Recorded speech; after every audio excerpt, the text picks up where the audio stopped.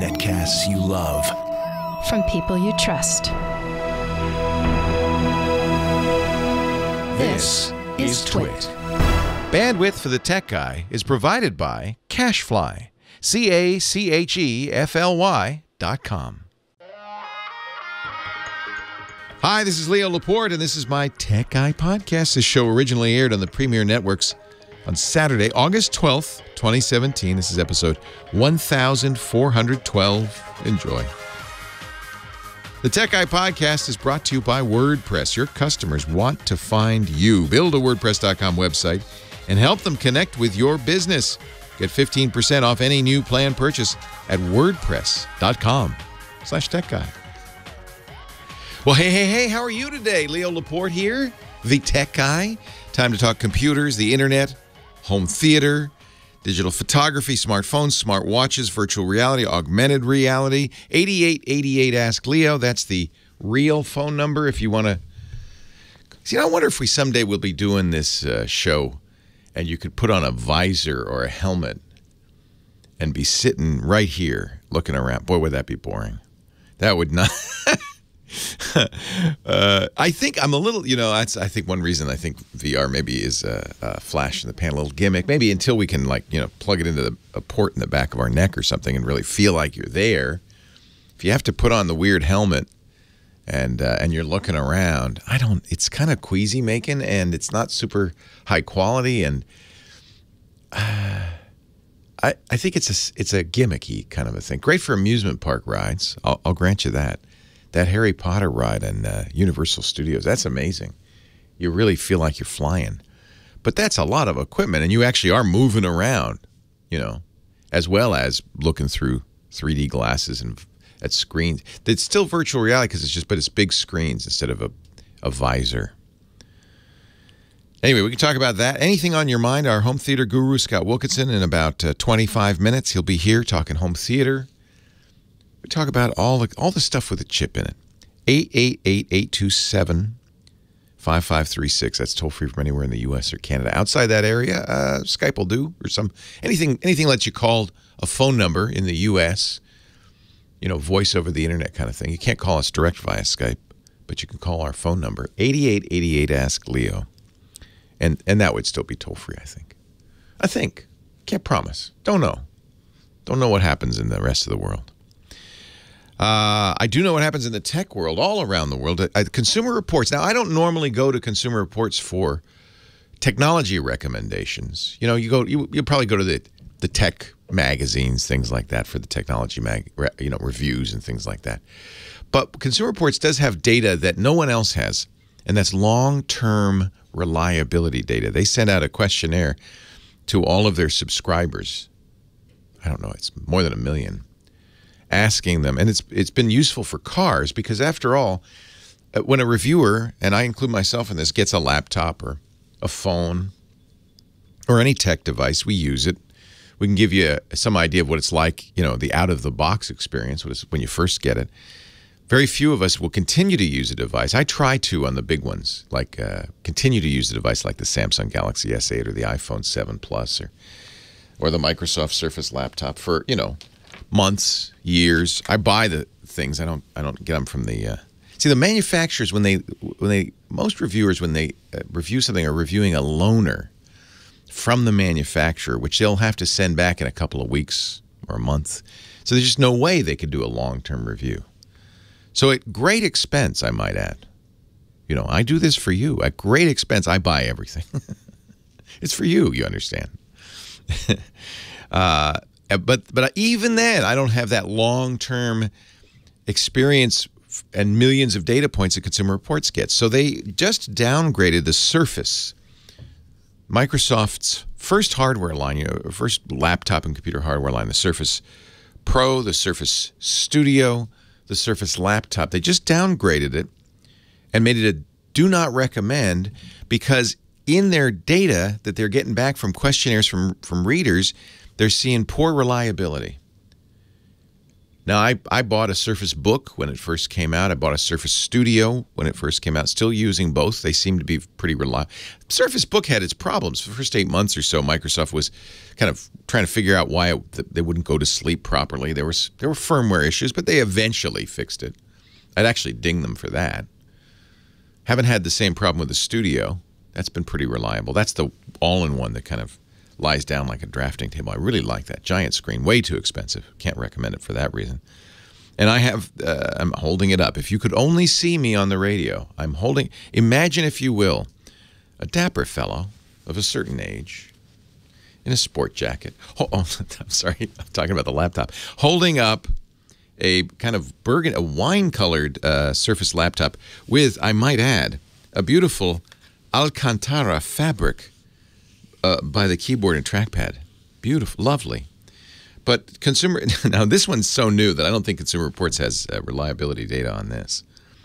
Although we have some questions because, well, one I have to admire the enterprising nature of one computer magazine reviewer. I don't know who it was, who rubbed Cheetos into the fabric on the keyboard and try as he might could not remove them afterwards. You know, the Cheeto dust was embedded in, and that's pretty disgusting. So see, he went the extra mile. He probably sent that back to Microsoft though, right? See, he didn't buy. I'm not going to do that because I spent $1,200 on this thing, and I'm not going to rub Cheeto dust into it. So far, it's held up pretty well. But I do think, you know, a lot of people poo-pooed it, you know, Consumer Reports, who listens to them when it comes to technology. That's one data point I would listen to them on. Long-term reliability, because no one else covers that. We've talked before about viruses. You know, I've always said in order to get on your system, a bad guy, a hacker, a virus author, has to get you to run a program or get a program to run on his system. But sometimes he can do that in a very tricky way. See, a lot of the things you use on your computer are actually little programs. Your fonts, your typefaces, those TrueType fonts are actually little programs. In that font is a little program that describes how to draw every letter. And then there's a library on Windows that draws the letters, renders them is the word we use, render them. And if there's a problem with the program or a flaw in the program that renders the letters, then a bad guy could create a font, a typeface, that could actually take over your computer, could be malware. We've seen this happen with Word files, that those can be weaponized. Even images, JPEGs, because Microsoft had a problem with one of its libraries rendering JPEGs, could be carefully malformed to contain a virus. Oh, wow. Now, usually that's easy to fix because all Microsoft had to do is fix those libraries. Actually, that wasn't that easy because it was on every version of Windows since God created Windows. Did God create Windows? It feels like that. I don't know. Somebody did. So now here's a new attack. This is really scary. Forget infecting fonts or PDFs.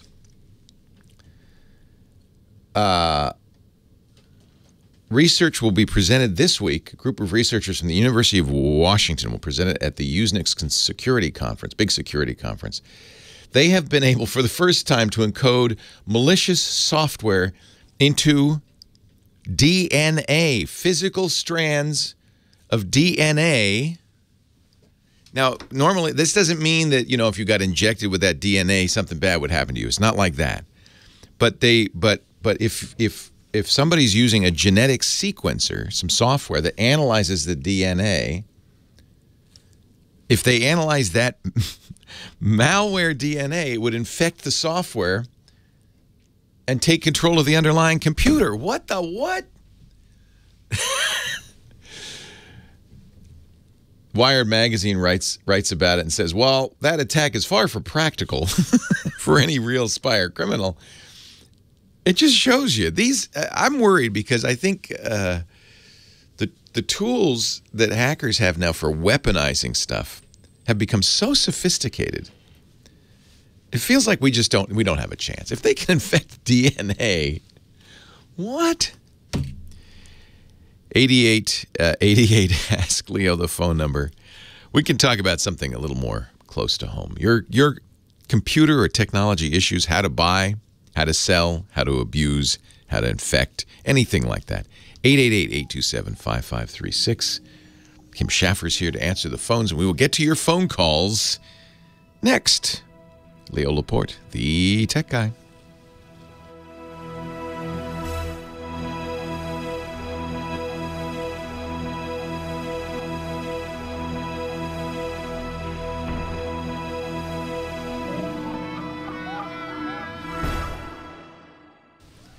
Leo Laporte, the tech guy.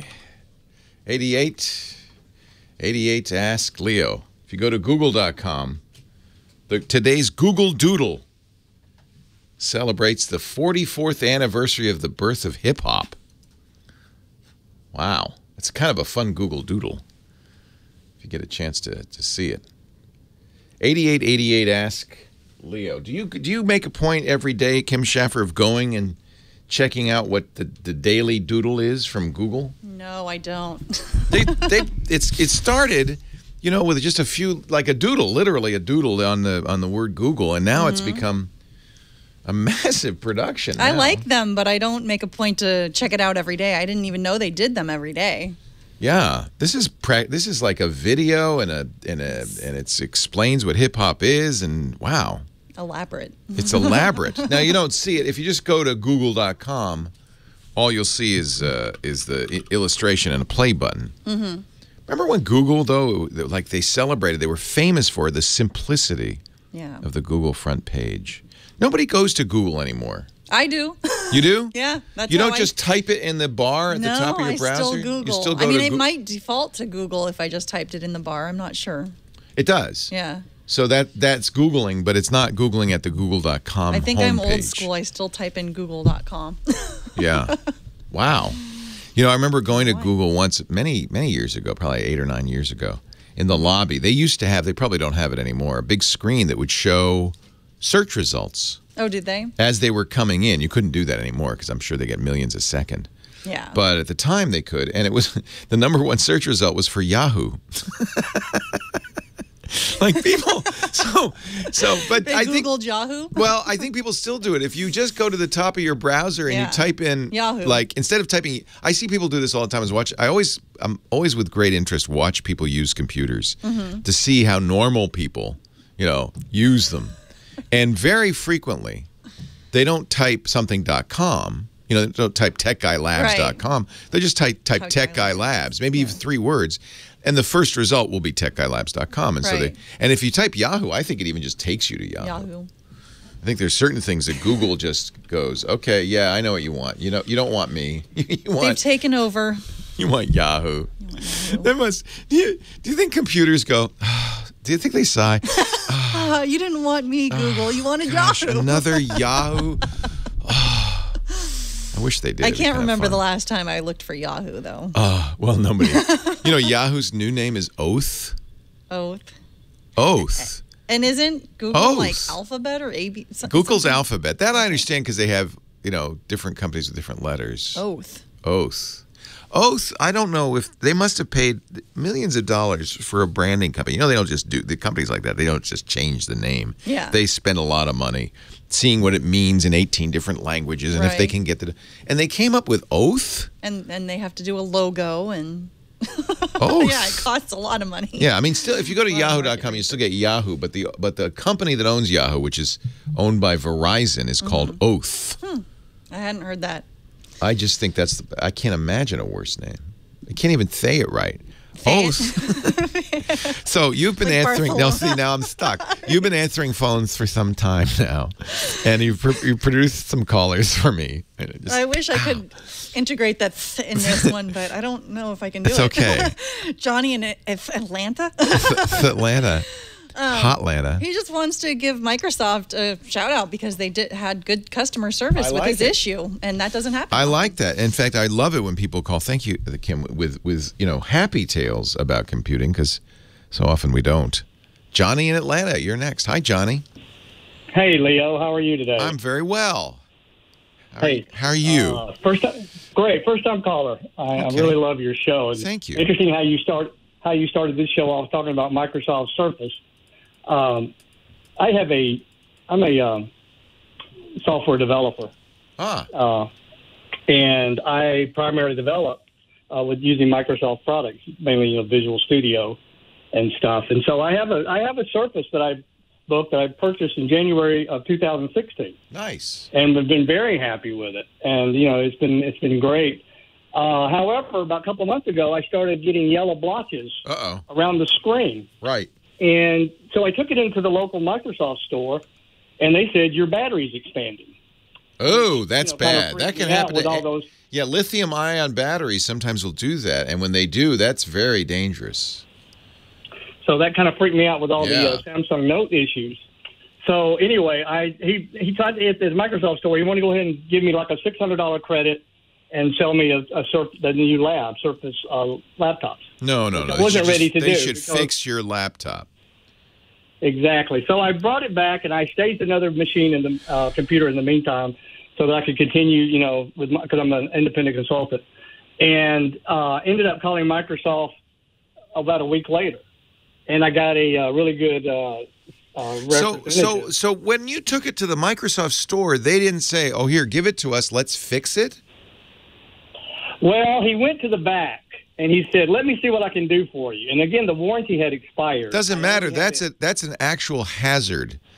That is, the Samsung Galaxy Notes that started bursting into flames. That's why they had too much battery and too little of a case. They expanded and exploded. And anytime you see warping caused by a lithium-ion battery swelling, that's an immediate cause for replacement. And this is why Consumer Reports dinged them, because that's not good. And if a large percentage of owners reported that, that would be a serious issue. I have a Surface Book. Fortunately, that has not happened to me. So what did they do then? So they didn't replace it. What did they do? Did they say, good luck to you, thanks for bringing it in?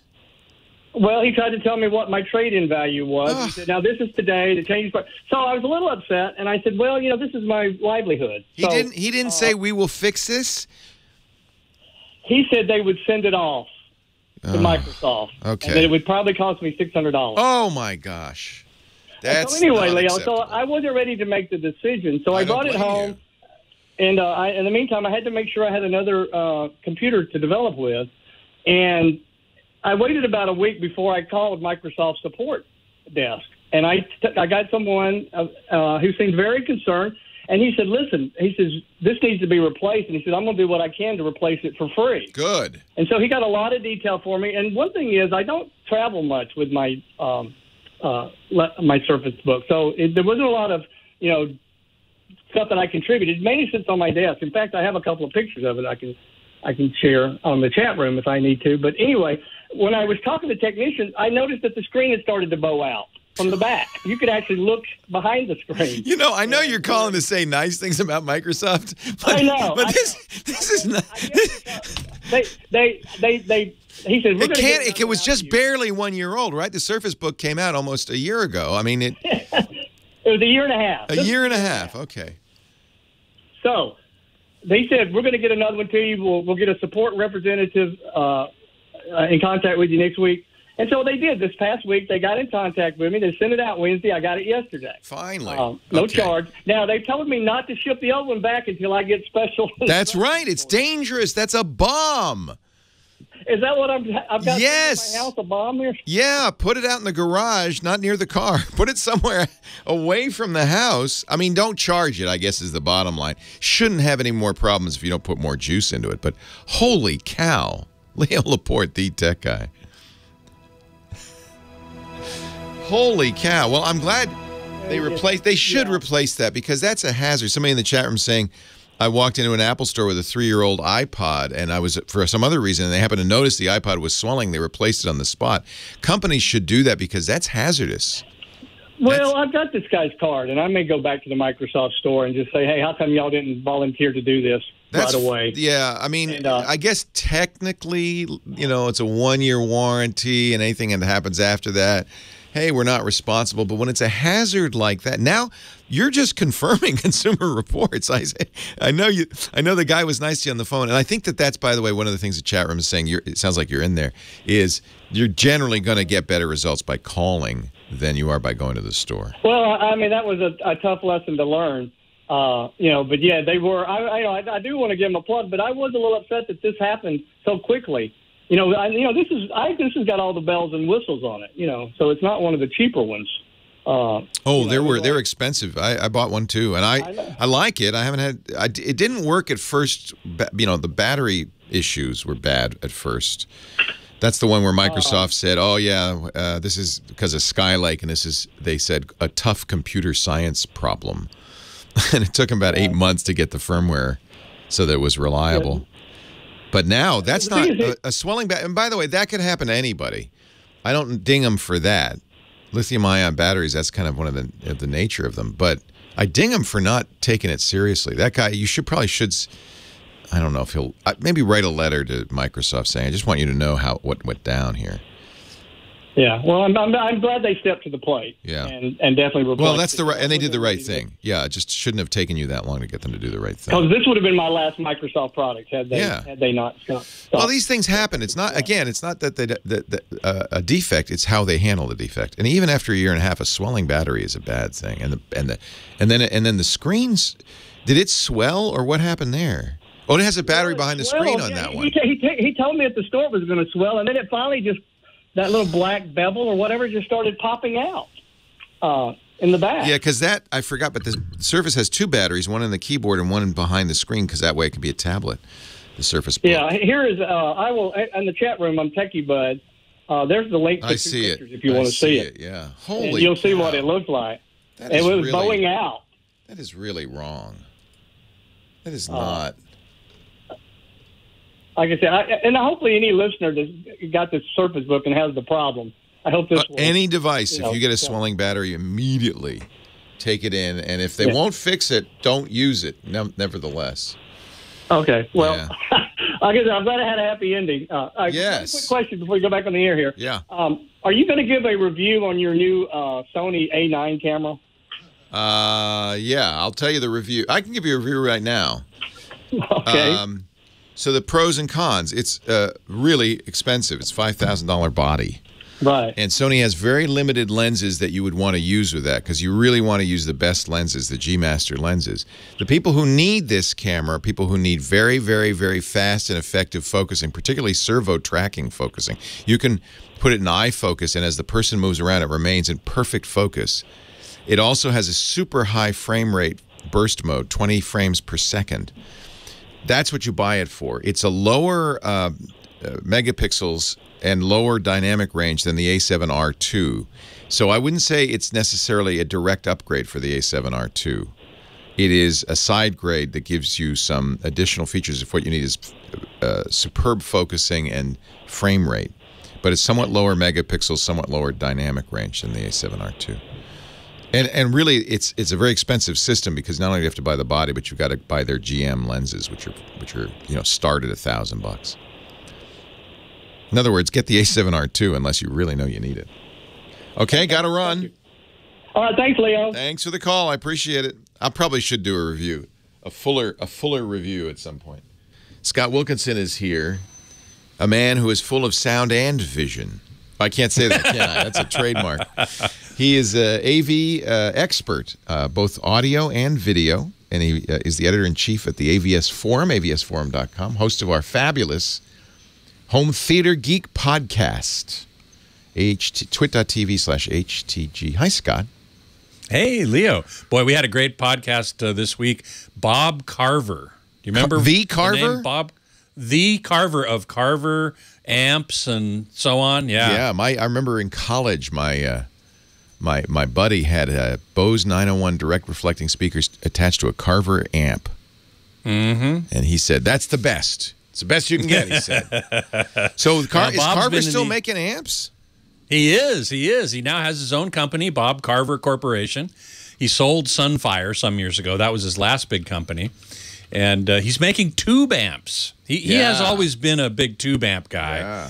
And so we talk a lot about tubes and the advantages and the disadvantages. You know what the advantage is? He can make a lot of money selling tube amps. Right?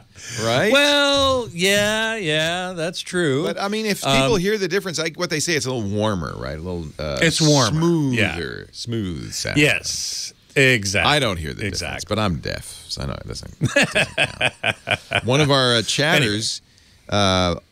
Florida dude says he's listening to this show through a Carver amp. Do I sound smooth, Florida dude?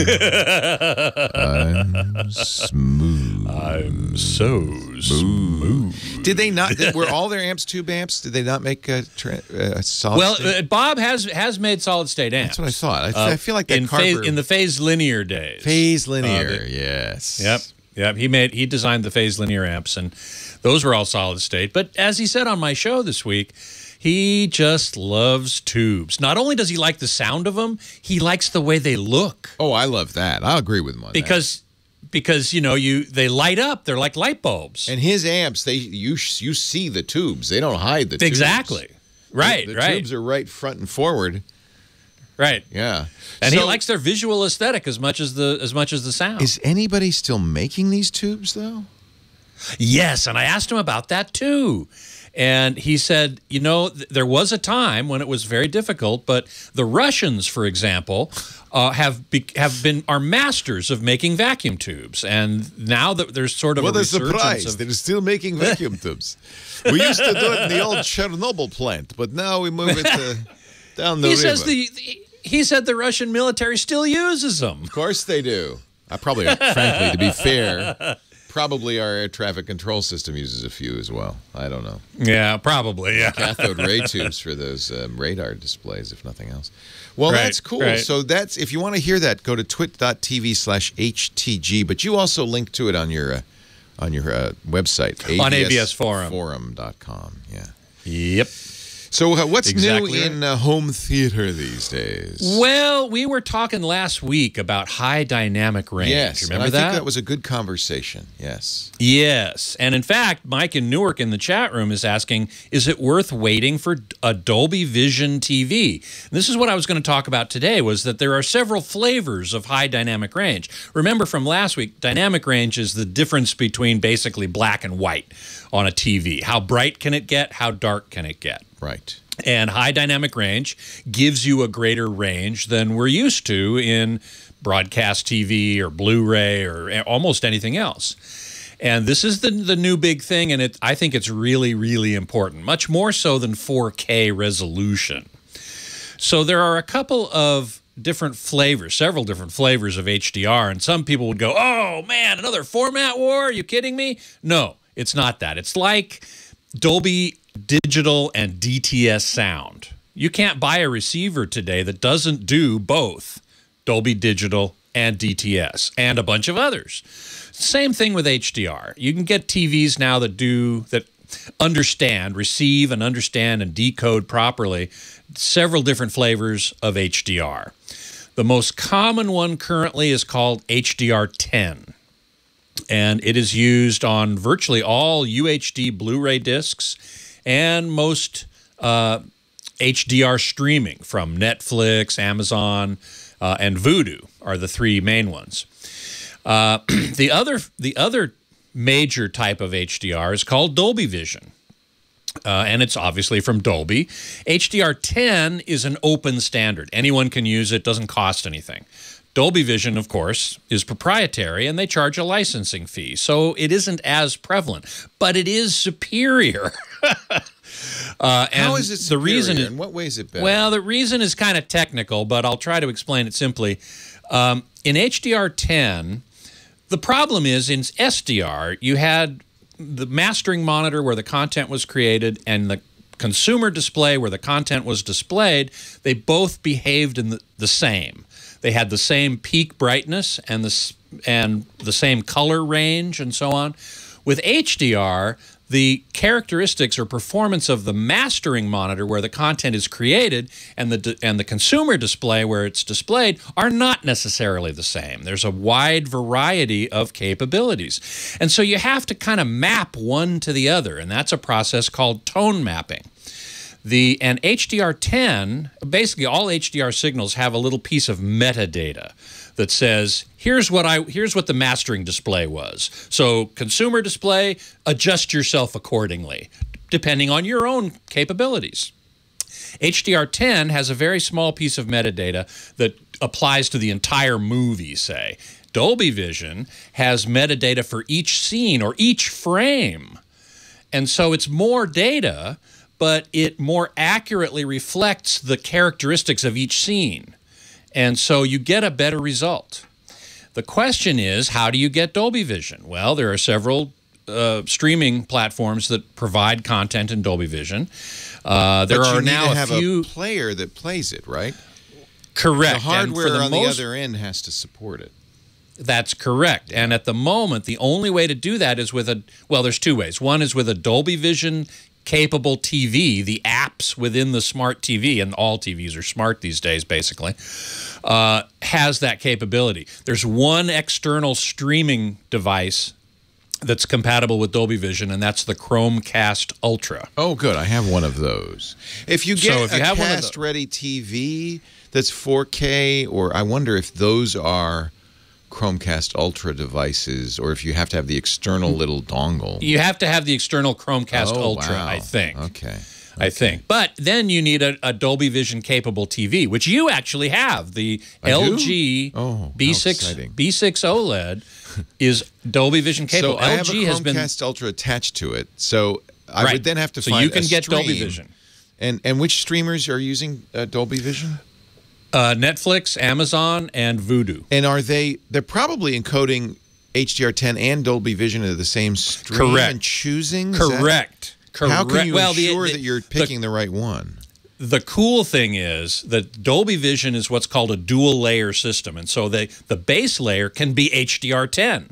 And then the enhancement layer adds the Dolby Vision extra metadata on top of it. So if your device doesn't... Yeah. Will it automatically switch? If your device doesn't understand... Yeah, it'll automatically switch. Cool. If your device doesn't understand Dolby Vision, it'll just take the base layer HDR10 and deal with that. Scott Wilkinson, avsforum.com, and don't forget his podcast, twit.tv/HTG, joins us each week to talk about home theater. We will have more of your calls in just a little bit. 8888 Ask Leo is the number, 888-827-5536. Leo Laporte, the tech guy.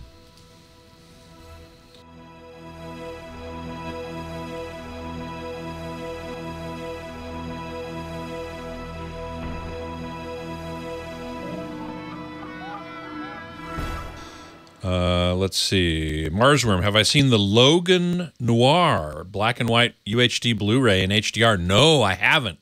But you know what? That sounds like a kind of a good idea. Kind of a cool thing. I guess the movie Logan in black and white and high dynamic range. Man, that could actually be super cool, and even a good reference disc to look at dynamic range in the brightness sphere, so to speak, the brightness axis, as opposed to adding the color axis, which is normally there as well. So that's really cool, Marsworm. I'm going to have to go look for that. Probably have to buy it. Chumley, yes, Roku sticks are low cost, $25 to $35, but they don't do HDR. So the Chromecast Ultra is the only outside box that does it, and you do need an HDR TV, well, a Dolby Vision TV, to take full advantage of Dolby Vision. I also want to let everybody know that week after next, on Wednesday, August 23rd, we're doing a live Ask Me Anything on AVS Forum and the Ask Me Anything is about projection. So if you have any questions about projection, you can join the chat room, or rather the thread, and post your question. We have a pre-thread up on AVS now. You have to be a member of AVS in order to post a question or a comment of any sort, but it's easy and free. So I do encourage you, if you have questions about projection, the expert on this AMA is Joel Silver, who's Can you stick around at the top of the hour? Unfortunately, I can't. Thank you, Scott. Have a great day. My pleasure. You too. I won't be here next week. Okay. Leo Laporte, the tech guy, 8888 Ask Leo. I happen to like that number, 88. Back to the phones we go. Bobby, Plymouth, Massachusetts, where the Hi, Leo. How are you? where the Pilgrims landed. I'm well. How are you? Yeah. Across the country over here. Yeah. 1620, Plymouth Rock. Yeah, that's right. We're having our 400th anniversary, too, in 2020. Wow. That's kind of amazing. Yeah, it's pretty cool. When I was a kid, we used to go to Plymouth Plantations. That was kind of fun because I was right near there last night, actually. you can't go out of character. So you try to ask them questions, catch them in historical anachronisms, and they're good. They're good. Yeah, a friend of mine used to try to get them to laugh. He'd go over there and watch the one go, "What do you say, Pilgrim?" I'd laugh. I'd laugh. There you go. What can I do for you today, Bobby? Okay, I'm a hunt and peck guy on my keyboard on my computer. And I looked up the other day. I had the blue screen of death in front of me. What version of Windows are you using? Windows 7 Home Edition. Okay, yeah. So the blue screen, BSOD, blue screen of death means I have something's gone so terribly wrong I can't go on. Right. What I did do, I downloaded a program called Blue Screen View version 1.55. Yeah. Nearsoft.net. Yeah. And it gives you the mini dump files. Yeah. What'd you learn from those? That it's happened more than once. So you can't really learn much from the dump file. The dump file is intended for the software designer more than anything else. Yeah. Yeah. So I've had my computer. I have a Lenovo desktop, and I've had it probably for like 6 or maybe 7 years now. So I'm thinking maybe it could be a hard drive issue and not a software. Well, there's only 2 ways you can get a blue screen of death. Unfortunately, it does happen. In fact, it's happening more on Windows 10 than it used to on Windows 7. Windows 7 was probably the least prone to blue screens of death. But the way that happens is either because, as I said, it's an unrecoverable error. It's so bad that I just can't go on. You know, if your Internet Explorer crashes, that's fine. Internet Explorer crashes, but the system continues on, and that's been a big improvement. You know, in the way Windows works since the early days. Remember Windows 95 and 98? If a program crashed, the whole system was so wobbly it could knock the whole thing over. That's why you got a lot more blue screens of death. It's roughly the same on Macintosh as well. They call them kernel panics, but it's the same idea. It's like I can't go on. So I'm just going to flash up something. You'll see an error message, which there's no point in paying any attention to. It rarely has anything to do with what's going on. Although sometimes, and then it dumps memory. That's what you're looking at. You're using a dump explorer. It dumps memory onto the hard drive and then reboots. It says, look, I can't go on, so let's just reboot. Microsoft's tried to soften the blow with the current blue screen of death, which sometimes is another color. That was one way they fixed it. Well, it's not blue anymore. They put a happy face emoticon now on it. Isn't that sweet? It's like, what is that supposed to cheer me up? The only ways you get a blue screen of death are, as you correctly point out, either a hardware error. You know, if a memory location just has stopped working, or the chip died, or something really serious, or a program that interacts with ring 0, the system, lowest level system memory goes bad, and that's usually a driver. Normal, what we call user land applications are not allowed to access that protected memory where the system's operating, and that was a big change from 95, 98 to XP and later, was protected memory kept runaway applications in the user space from knocking the whole thing down. Huge improvement. So if you get a blue screen, it means something with fairly low-level access, like a driver, or, and I hate to say this, some security software also modifies the kernel and has kernel access. So they say, the antivirus authors, well, we have to have that to protect you. But what it does is it makes the machine a lot less reliable. So those are the possible culprits. I'd look at software first. Sometimes, and that's why sometimes I usually say that error message is useless, but sometimes it is useful because it tells you where it crashed. And if that's driver. It says driver ATHRX sys, which is I believe a network driver. See, that might be useful. It might not be. You know, computers are not so smart when they crash. They tell you what they were doing when they crashed, but it doesn't necessarily mean what caused the crash. So I would investigate that driver. I would replace all the drivers if I were you.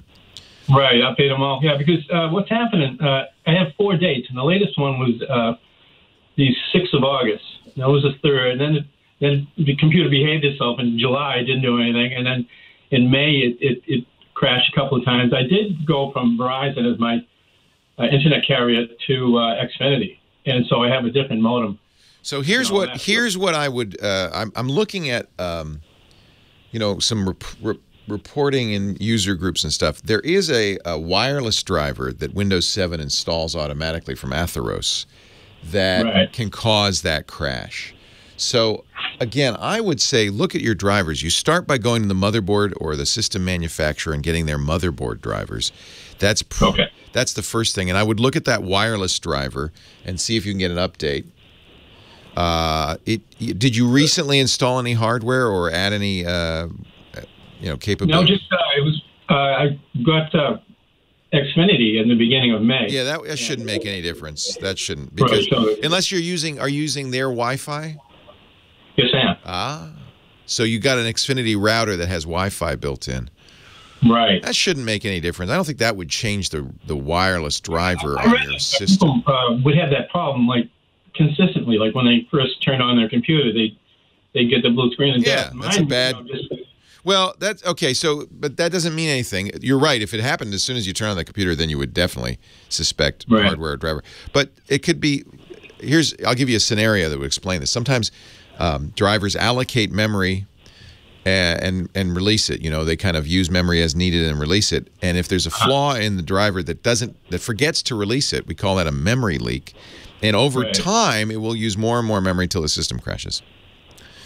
Okay. So that's just, I mean, I give you that not necessarily as something to look for, but that is an example of why these can be intermittent. They don't have to happen always at the same time. Yeah, your advice sounds better, because I was looking at some people saying, do the system restore. I'm like, I don't want to do that. I just did, I put on LastPass on my computer and got all my accounts all squared away. So if something ever happens to me, the wife doesn't have to hunt down all the passwords for everything. You know. Good man. I would look at, by the way, LastPass in the Pro version has something called emergency access, and you can give your wife emergency access. That's what I did with my wife, and she's done with me. She doesn't get access to your passwords unless something happens to you, and then she can request it, and then they send you an email. It's a kind of like dead man switch. They send you an email saying, "Hey, your wife says that you're dead. Are you?" And then you can set the time. You know, you can give yourself a day or two to respond. And if you don't respond, they go, "Okay, here's his passwords, honey. Have fun." That I recommend everybody do that. That's actually one of the best reasons to use a password manager like LastPass. Some others do that as well. I think OnePassword does that as well. It's such a great feature. Okay, for some reason, if it was my hard drive was starting to go, I just had a quick question. Carbonite, can you back up your whole drive on Carbonite? No, and I wouldn't, because it's going to be too much data, right? You have to remember, you have to upload it. That's one where you go out, get an external drive, and that's what I do. I get USB, a Seagate drive. Yeah, and Mike, Windows 7 has a image creation tool built into it that you can create an image onto that external drive. That's your entire drive. You don't even need to buy one. I'm sad to say Microsoft is deprecating that, and they're going to take it out, I think, in the fall Creators Update. That was a really nice feature. You couldn't. It was hard to find because you had. It was like Windows 7 in 10. It says Windows 7 type image backup, but that's a good thing. It was an image backup. Yeah, I did find it in 7 actually. I have Acronis. Acronis is very good too. True image. Yeah, that's a very good. Yeah. Any one of those will work. Make an image of your drive. You should do that. But I don't. It's not necessarily the drive. It's much more likely. First thing I always look at: video drivers, wireless drivers, security software. If you have any security software running, uninstall it. It's one of the reasons I generally don't like to put security software in a system, like antiviruses in particular, is because they hook in so low. In fact, we've even seen situations where some of the big name security antivirus programs actually open a hole that bad guys can use. They actually make your system less secure. Not just less reliable, but less secure. Isn't that terrible? But yeah, when you get a blue screen of death, that means something's pretty seriously wrong.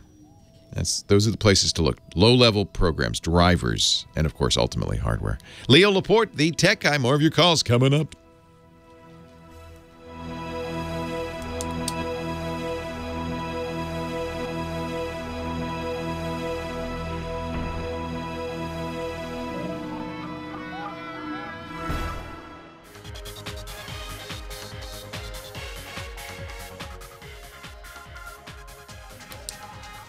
Well, hey. How are you today? Leo Laporte here, the tech guy.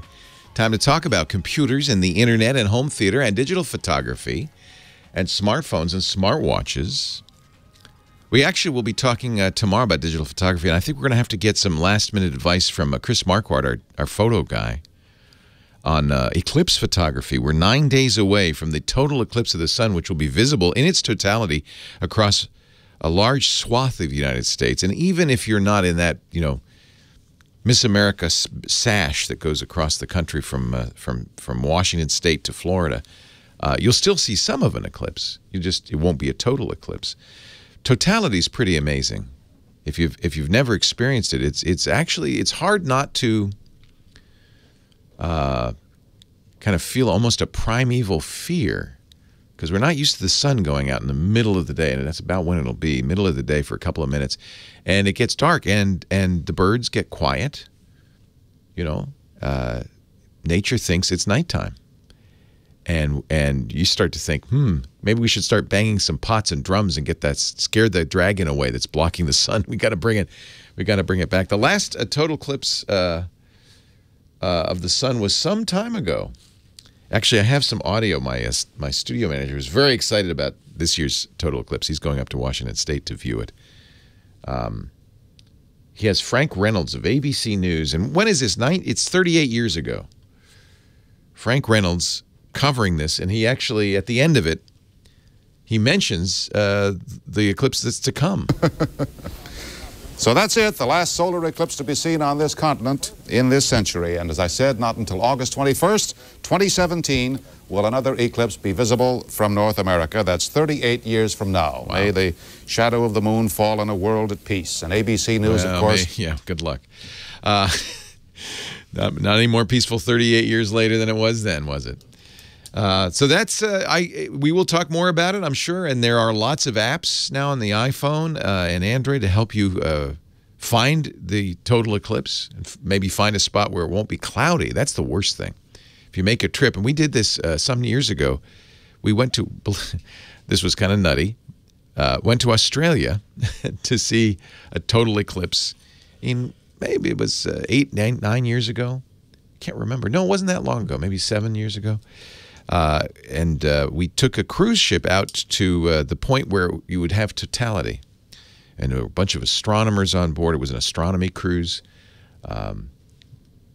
Very excited. I brought all my cameras, wanted to get the pictures. And it started to get dark, and this is exciting. And the captain, in what turned out to be quite an ill-advised decision, decided, well, maybe I can sail over there, and then we won't have any cloud cover at all. And he sailed right out of the eclipse into clouds, and that was that. We didn't, in fact, see totality. Well, I'm going to do it because you got to do it. Don't look at the sun with your bare eyes ever, ever, ever, and you might be deceived during the partial eclipse, the beginning of the eclipse, that it's dark, I can look at the sun, and no, people, Dr. Mom in our chat room says emergency rooms in her area are already talking about how to treat people who will be sun blinded. Even the tiniest sliver of sun is still bright enough to actually burn your retina. So please don't look at the sun with the unaided eye. It is safe during the totality, but don't be tempted, because the totality only lasts a minute or two, and then, boom, the sun comes back in full brightness. Go get some eclipse glasses. Make a pinhole camera. There are lots of ways to do it. In fact, there's an excellent website from NASA that I would recommend, 2017eclipse.nasa.gov. It'll have a map there, tell you what percentage of eclipse you'll see where you are, where you would go if you wanted to see a totality, and how to view it. They even, I think, offer glasses. It might be, I think the glasses are getting in short supply. They're little paper glasses that kind of look like the glasses that, Remember they used to, maybe you don't remember this. I don't even remember this. They used to hand out, I've seen pictures in the 3D movies, you know, the red gleam. They look like that, the little paper glasses, but they have very, very dark filters. In fact, you put on those glasses, you can't see a thing unless you look at the sun or something super bright. Then you'll just see a dot. Those are the glasses, and make sure they're ISO approved for eclipse viewing. But all that information is available from NASA at eclipse2017.nasa.gov. And there are other places, too. I think if you search for 2017 total eclipse, you'll find plenty of resources. 8888 Ask Leo, that's the phone number. Matt is on the line from Maine. Hello, Matt. Hey, Leo. Wow, first time, long time. Just wanted to say that. Good to talk to you. You've shaped my life, I shall say. Well, that's a scary thought. 25 years as a tech guy. I've always appreciated what you've done, and I've looked up to you at times.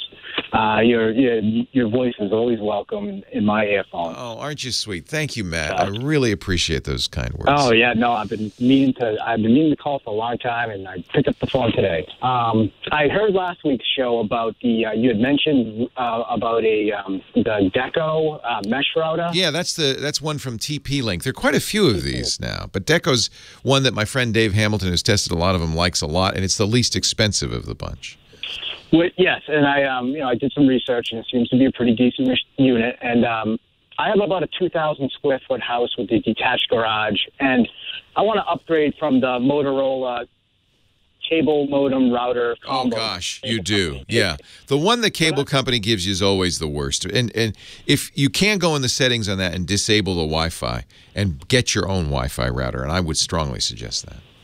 And I guess that's the question is, with the size of my house, I mean, should I just go get like an ASUS, cable router, a AC, whatever it is? Yeah, a good AC, like the ASUS AC3200, which I've used and recommended, probably be enough for a 2,000 square foot house. It's that detached garage that might be a little tricky if you wanted Wi-Fi out there. The idea of these mesh routers, well, they're twofold. One is they're multiple units. So there's the Linksys Orbi, which is 2 units, and then most of the rest, like the Eero and the Deco that you mentioned from TP-Link, the Velop from Linksys, the Amplify from Ubiquiti. I can go on and on. Google has their Wi-Fi, it does this.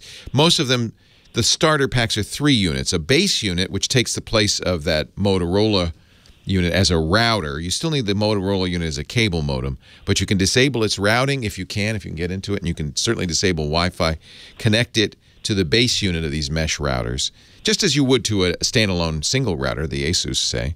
Yep. And then you place the other 2 units, or more, because you can add more units as you go down the road, but you'd place the other 1 or 2 units kind of equidistant between the router and the farthest place you'd want to get to.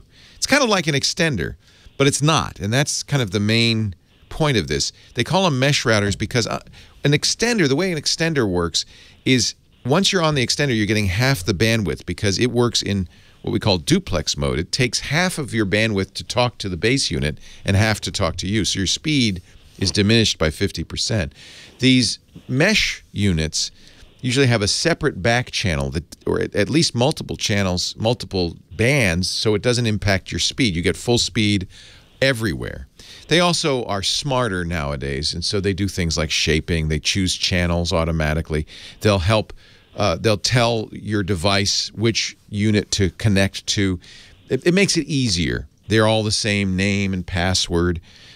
They do a lot of things. I think they're really the next generation of routers. So yes, in most houses, in fact, you may not even need a fancy ASUS. The folks at Wirecutter recommend another TP-Link product, the Archer C7, as the best low-cost router. And for that house, it might be enough. But if you're willing to spend a little more money, in general, I like the features of mesh routers. A couple of them, including the Deco and the Eero, have filtering for malware. They allow you to control individual devices. So for instance, I would like to do that with my son. That's what we do with our son. All of his devices are named. Eero does this, and I can pause his connection. I love that. I know. I love it too, believe me. So yeah, a better router might be more effective for you. Leo Laporte, the tech guy, but at a higher cost. Asus has its now. Asus announced its. I'm sorry, we had to take a break, but I'm still on the line with you. Asus announced its. They call it the Lyra or the Lyra, but that's also expensive. Most of these are $300 to $400 for the 3 units. Yeah, and that's why the Deco, for $250, I think it's even on Amazon right now. It's like $230 or something, and then or a decent router for the same price, between $200 and $250. I figured, well, maybe I should try the mesh. But one of the complaints that I keep reading about is some of the smaller Internet of Things devices. They have trouble staying connected. That's exactly right. And Dr. Mom has said that, for instance, the Harmony Hub, which I talk about all the time, doesn't work well with mesh. Those issues, I believe, will be fixed. I don't think those are intractable. I think the problem is the hub and other IoT devices were designed. If you get a good IoT device, if you get one, some Chinese knockoff, they're never going to update the firmware on that. Oh no, yeah, I got a couple Echoes, because of you. I haven't had any problem with the Echoes on any of the mesh systems, and I've tried most of them. So the Echoes don't have a problem. The reason is sometimes they get fooled by the multiple bands and the multiple channels, and they don't handle the handoff well. But, I see. But I wouldn't worry. I wouldn't worry about that with Echoes at all, or Nests. I use Nests, Echoes, the Ring doorbell. None of these. Sorry, I wasn't talking to you, Echo. None of these have. I have to mute her. She's going to get involved in any conversation. Oh yeah, she just loves to. She just wants to butt right in, doesn't she? Yeah. See, I got an email from somebody who said, "Can you not say the word echo?" I said, "Well, I don't. You say the word echo, so I don't say the A word." He says, "Well, I have some with the A word and some with the echo." And I said, "Well, I can't help you if you're going to use the whole space up. I got to call it something." We'll have to call it the tube. The tube. I need a name. The Amazon tube. Yeah. Anyway, no, they work fine with the echoes. Awesome. Yeah, I think I'm going to give it a try. Then I'm going to go on I'll try the TP link and. Yeah, will you let me know if you get the Velop? I think at that price, the truth is, even the Asus 3200 is almost $250, I think. So anything that's going to be good is going to cost you around $200. That's why that's the only exception that is this Archer C7. But if you read the review, it isn't top of the line in many respects. Yeah, I've always been in school. You get what you pay for, and I used to do the Consumer Report stuff, and that was always kind of low end, high value type of stuff. Yeah. So I'd rather spend a little bit more. And if this is a decent mesh router, and it seems from the reviews, at least I've read on Amazon, it seems to be a pretty reliable setup. The Deco. So I am thrilled. Try it and call me back. All right, yeah, let me know, because I have bought every one of these, and I'm not really up for buying yet another one. I use at home. I use the new Eros, and then I have 2 internet connections, so I use the Plumes on the other one.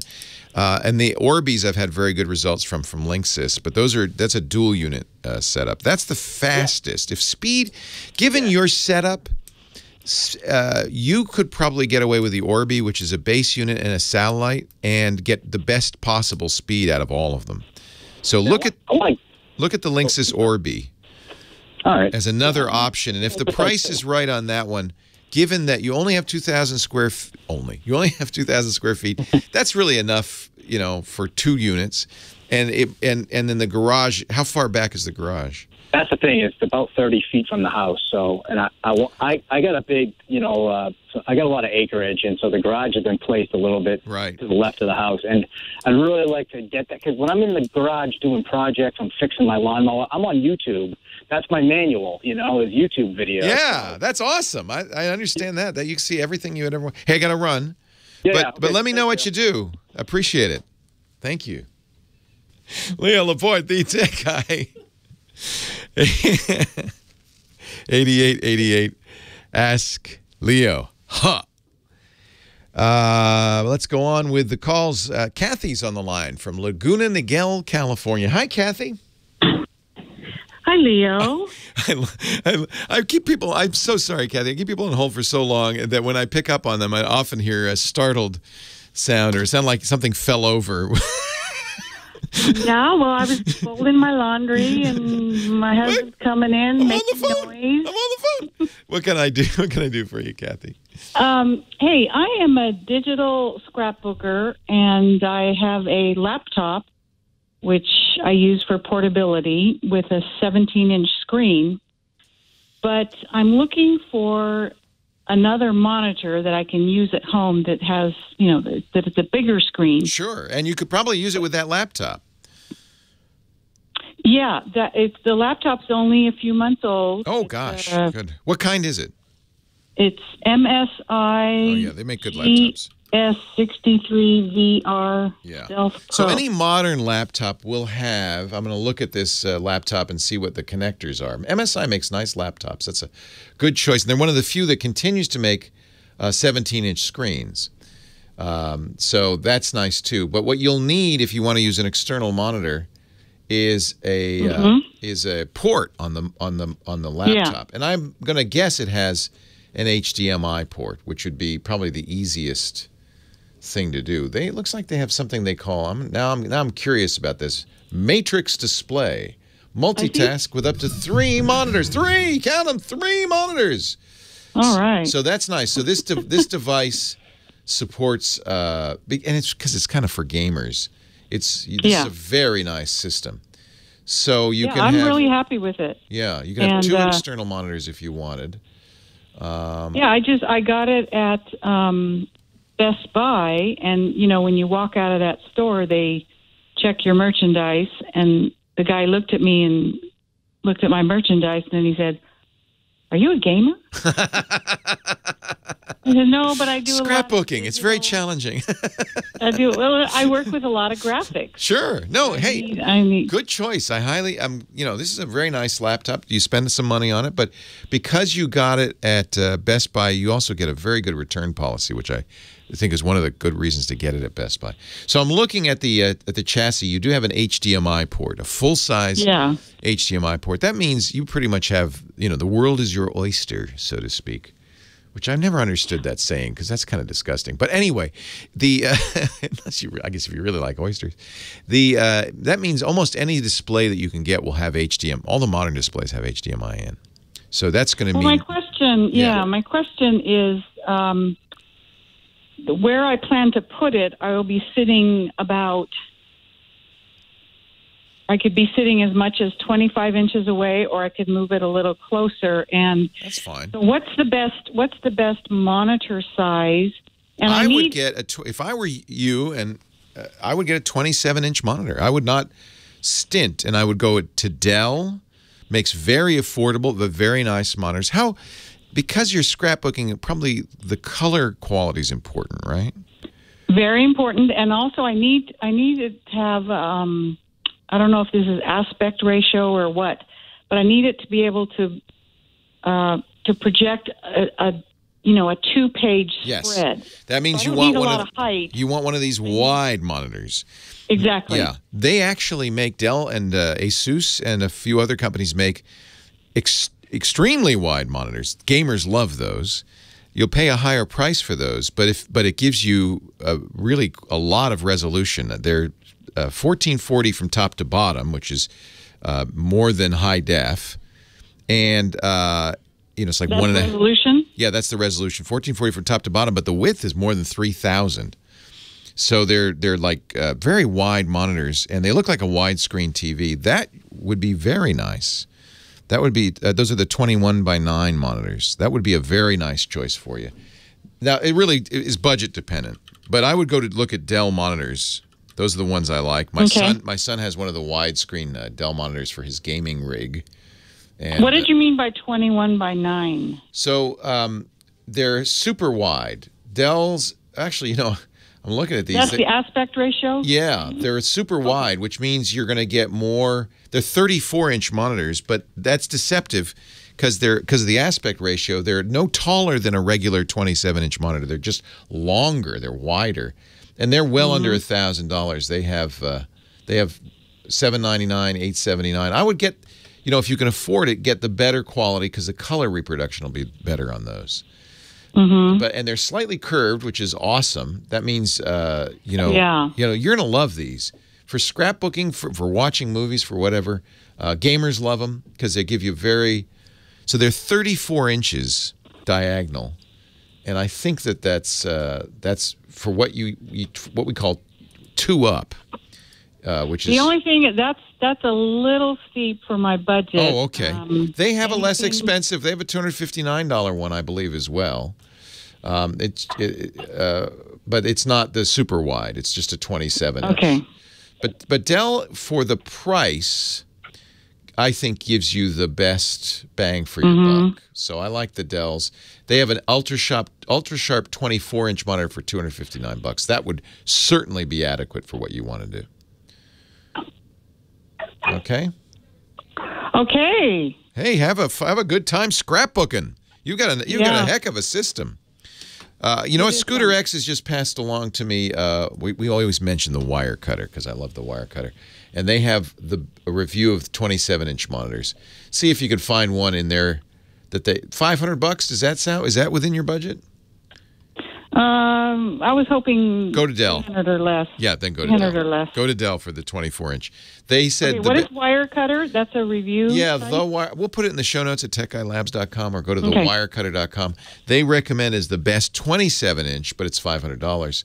The HP Z27N. Okay. So that's a factory calibrated display. That means it's got good pictures. That's 2560 by 1440. So that's big enough to do 2 up. And you can adjust the height. There's certainly many choices out there. The good news is monitor costs have plummeted, and I think that's a very good use for a laptop. Now, one more thing I'm going to suggest you get, and it's funny, I just got one on Amazon. It wasn't very expensive. That laptop's going to get pretty hot, and it'd be nice to put it on a little bit of a raised stand to give it more airflow underneath. Oh. Oh, but they're not expensive. I got one that's made out of bamboo, and it was like $12 or something. And it has 2 fans that plug into the USB port, so it's active cooling, and that will make a big difference in both the reliability and the long-term stability of that laptop. Let me see if I can find the name of it. It's actually kind of cool. It's bamboo with 2 fans underneath. I'll put a link in the show notes. Okay. It was $21.99, and I got it because it can't hurt. Plus, it's kind of cool looking. Leo Laporte, the tech guy. Non-slip laptop cooler with a portable healthy tray. I don't know what that is. I don't know what the portable healthy tray is. What does that mean? There's plenty of these. You go on eBay, you can get them for $5, but I thought this one was kind of cool. You get a 5-fan on eBay for $13. Oh, here's an LG. Good, let's put that in the show notes. Thank you, Beatmaster. Here's an LG, one of the 34s. It's not going to have the best color reproduction, but this is very affordable, $399. That's still a little over a price point. I love these ultra wides. I really do. I'm very jealous. Lisa in her office here, and Michael, her son, in his gaming system have these, and they're just great looking. Just great looking. We have the we have an Asus, I think, and a Dell. He's traveled everywhere, man. He's Johnny Jet, our travel guru, joins us every week to talk about traveling better through technology. Hi, Johnny Jet. Hello, Leo. You are somewhere with mountains. It looks like a kind of rustic, but beautiful, but like a California craftsman-looking room. Where are you? I'm at the Ritz-Carlton Bachelor's Gulch in Beaver Creek, Colorado. Sweet. Are you skiing? No, but you know what? I was shocked. I was down at the Beaver Creek Square, and they have an ice rink, outdoor ice rink. Sure, why not? Actually, is that a travel tip? Cold. If you go to ski resorts in the summer, do you get a better deal? I bet you would. And they're very nice, right? A lot of the ski resorts are actually more popular in the summertime. Oh, never mind. So not. I don't think that's the case. Because they're beautiful, right? You can't ski, but they're beautiful areas and nice hotels. For sure. And, I mean, there's beautiful hiking, mountain biking, canoeing, whitewater river rafting. I can't even speak. Whitewater river rafting. Rafting. Say that 5 times fast. Whitewater rafting. So, hello. Yeah. So, what do we have today? What's on the docket? So, you're talking about renting a car possibly or getting an Uber. So this week I actually have both. So a couple weeks ago, Natalie and I Jack flew up to Seattle, and we were really impressed. Have you been to the Seattle airport? We were impressed how they do the card sharing. Yeah, but if you've gotten an Uber or a Lyft out of there, it's so organized. I wish every airport was like that. I mean, the Uber driver tells you what row they're in, what stall number, so there's no going out on the curb trying to find. Oh, that's nice. I like that. It's beautiful the way they do it. But I noticed that it said, for Uber, Lyft, and Wings, go here. And I was like, I never even heard of Wings. Have you? No. So WINGZ. So I did some research on it, and actually it turns out they're pretty popular. They've been around since 2015. Wings.me, WINGZ.me. And what makes them different from Uber and Lyft is that, first of all, they don't do surge pricing. So if you pre-book, and you can pre-book, that price stays the same. It's a little bit more expensive than the others, but if you happen to do it a lot and you like a certain driver, you can request the same driver over and over, which I really like. And the fact that they don't surge. I found out why Uber is so inexpensive most of the time. They subsidize that ride. It costs them 59 cents on the dollar. You're only paying 41% of the actual cost, which is how Uber loses billions every year. Right, and they're just banking on. They're hoping to get customers. Take over the taxi, and then they're just going to start surging people. Right. So Wings is available everywhere or only in certain? No, they're 14 cities, 23 airports. Okay. So Austin, Dallas, Houston, LA, all the LA airports. Okay. Including John Wayne, where you're going, Miami, Orlando, Phoenix. So they're great. I mean, it looks. I put a post out, and people are writing back. I love them. And but otherwise, it's like Uber. A guy comes, it's like a cab. It is. But I bet you 80% of our listeners have never tried one of these ride sharing. Can you tell us why is it better or worse? Why is it different than just taking a cab? Well, I love it so much better. It's like taking a cab, though, right? It's like taking a cab, except you usually have more legroom. The cars are cleaner. The drivers are friendlier because you have to rate them. That's my big thing, and they're also a lot cheaper, as you just said. They subsidize it, right? So sometimes in LA, surge pricing, not like taking taxis in LA or New York. Surge pricing is one of the things Uber does that everybody hates. When it rains in New York City and everybody's trying to get an Uber, they raise the prices by quite a bit. They'll tell you, of course, ahead of time, but because they say, well, there's more demand, we price it according to demand, which cabs never do. They're not allowed to do. Right, especially on New Year's Eve, that's when they really go up. Yeah.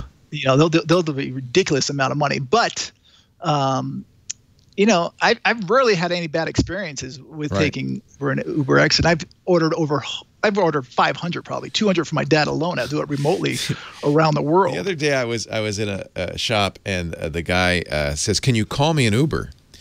And people had to explain to him, "No, that's not." Don't you have the Uber app? He said, "Well, I don't have a smartphone." He said, "Well, Uber is no good for you." Because you can't just. I don't think you can call an Uber unless you have Alexa. Then you can ask her to book it. Well, but you have to have the app. You have to have an account. You have to have a credit card set up, and then you use the app to call the car. And by the way, there's different grades of service. It started with the black car, which is kind of like a limo, but it's not. It's a higher quality car. Sometimes it's an SUV, and then they have Uber X, which is it can be a lesser car, right? And the it's driver, like someone picking up in like a Toyota, it's like a buddy or a picking Prius. Up. But there's other Uber, there's different grades of service, and they cost less, obviously. Yep. But the Uber XL, bigger ones, big giant, and that's a Chris Christie car. It's a bigger car, and then then the app will tell you how much it's going to cost, and you have to tell the app before you go where you're going. It'll show you the name and the picture of the driver, his license plate, auto license plate. So it's kind of, and Lyft is roughly similar. And I guess Wings is similar. It is. It's an Uber competitor. Although what they say is that they require each driver to submit a DMV criminal and fingerprinted background check before joining the team. So I think it's a little bit more extensive than Uber. I think Lyft is better than Uber in that sense of Uber and Lyft can't operate in Austin, Texas, because they refused to do that. They said, well, no, we're not going to pay for it. These guys are in Austin. Yeah. Yeah, that's right. Wings is in Austin. That was the deal. Yeah. According to their website. Yep. All right. Wings. WINZ or Z.me. And one quick tip, by the way, with Uber, you're talking about surging. So if you do see the price surging, what I usually do is I usually wait a few minutes and keep checking back. And, it could take you 5, 10 minutes or even 15, but it usually goes back down. Okay. So you will save money. Surging, as the name implies, comes and goes. Yes. We got time for another sure do. site? All right. So I know a month ago, I mentioned a website where you can rent other people's cars. Well, here's another one that you can do it, but my buddy actually came up with it. Dan Nannon, he's a big fan of your show. Oh, I know Dan. He's the tech comedian. Professional comedian. Yes. Yeah. So he writes guest posts for my site a lot. And I love Dan. Yeah, he has a Tesla like you, and he just wrote, when he travels, he rents Teslas. He likes to rent a Tesla. And he goes through this site, Turo.com, Turo. And because it's so much cheaper, he gets sometimes he gets Teslas for $79 a day. So their tag is rent better cars. They're not just Teslas. They're other kinds of cars. Yeah, too. You can get a Ferrari. You can get a Honda. You can get a Polaris Slingshot for $92 a day if you're really insane. Look at that. Yeah. That's a three-wheeled trike. And Dan even rents his own car on here, his Tesla out, because he lives in New York City. He's like, why should I just keep it in the garage? Cheaper than parking, yeah. And he makes $150 a day renting out his car. That's hysterical. That's so funny. And you get to set the insurance level that you want, where you're going to drop off, pick up, things like that. Or you can get a Volkswagen Jetta for $45 or a Maserati Quattroporte for $154 a day. That's a pretty good deal. It's not bad. I don't know if these are all better cars. No. But last week I mentioned a site called AutoSlash, and I used them again this week for Denver. I flew to Denver yesterday, and I found a national car rental for $45 a day. And I walked up, and they said they're going for $145 as a walk-up. And I was like, wow, this is a really good deal. So, there's different sites you need to check. So this is just one of them that you should check, Turo.com. Turo, yeah. AutoSlash is another. Priceline. And so actually AutoSlash uses Priceline, and that's where they get it from, the deals, but they use a corporate code, which makes it cheaper. Johnny Jet. You don't need a corporate code. You just need to go to johnnyjet.com, sign up for his Travels Deals newsletter. You'll travel like a rock star. You also can, he's got all sorts of stuff there. Read the great articles. Follow him on Twitter @JohnnyJet, Instagram too. And sign up to the newsletter. Those newsletters get the newsletter if you do nothing else. JohnnyJet.com, and we'll see you next week. Safe travels, Johnny. Thank you. Johnny showed me his hotel room, and I asked her, is your family with you? And he showed me the hotel room, and yes, they're definitely with you. It's like the Tasmanian devil ran through. Love to the fam. Leo Laporte, the tech guy.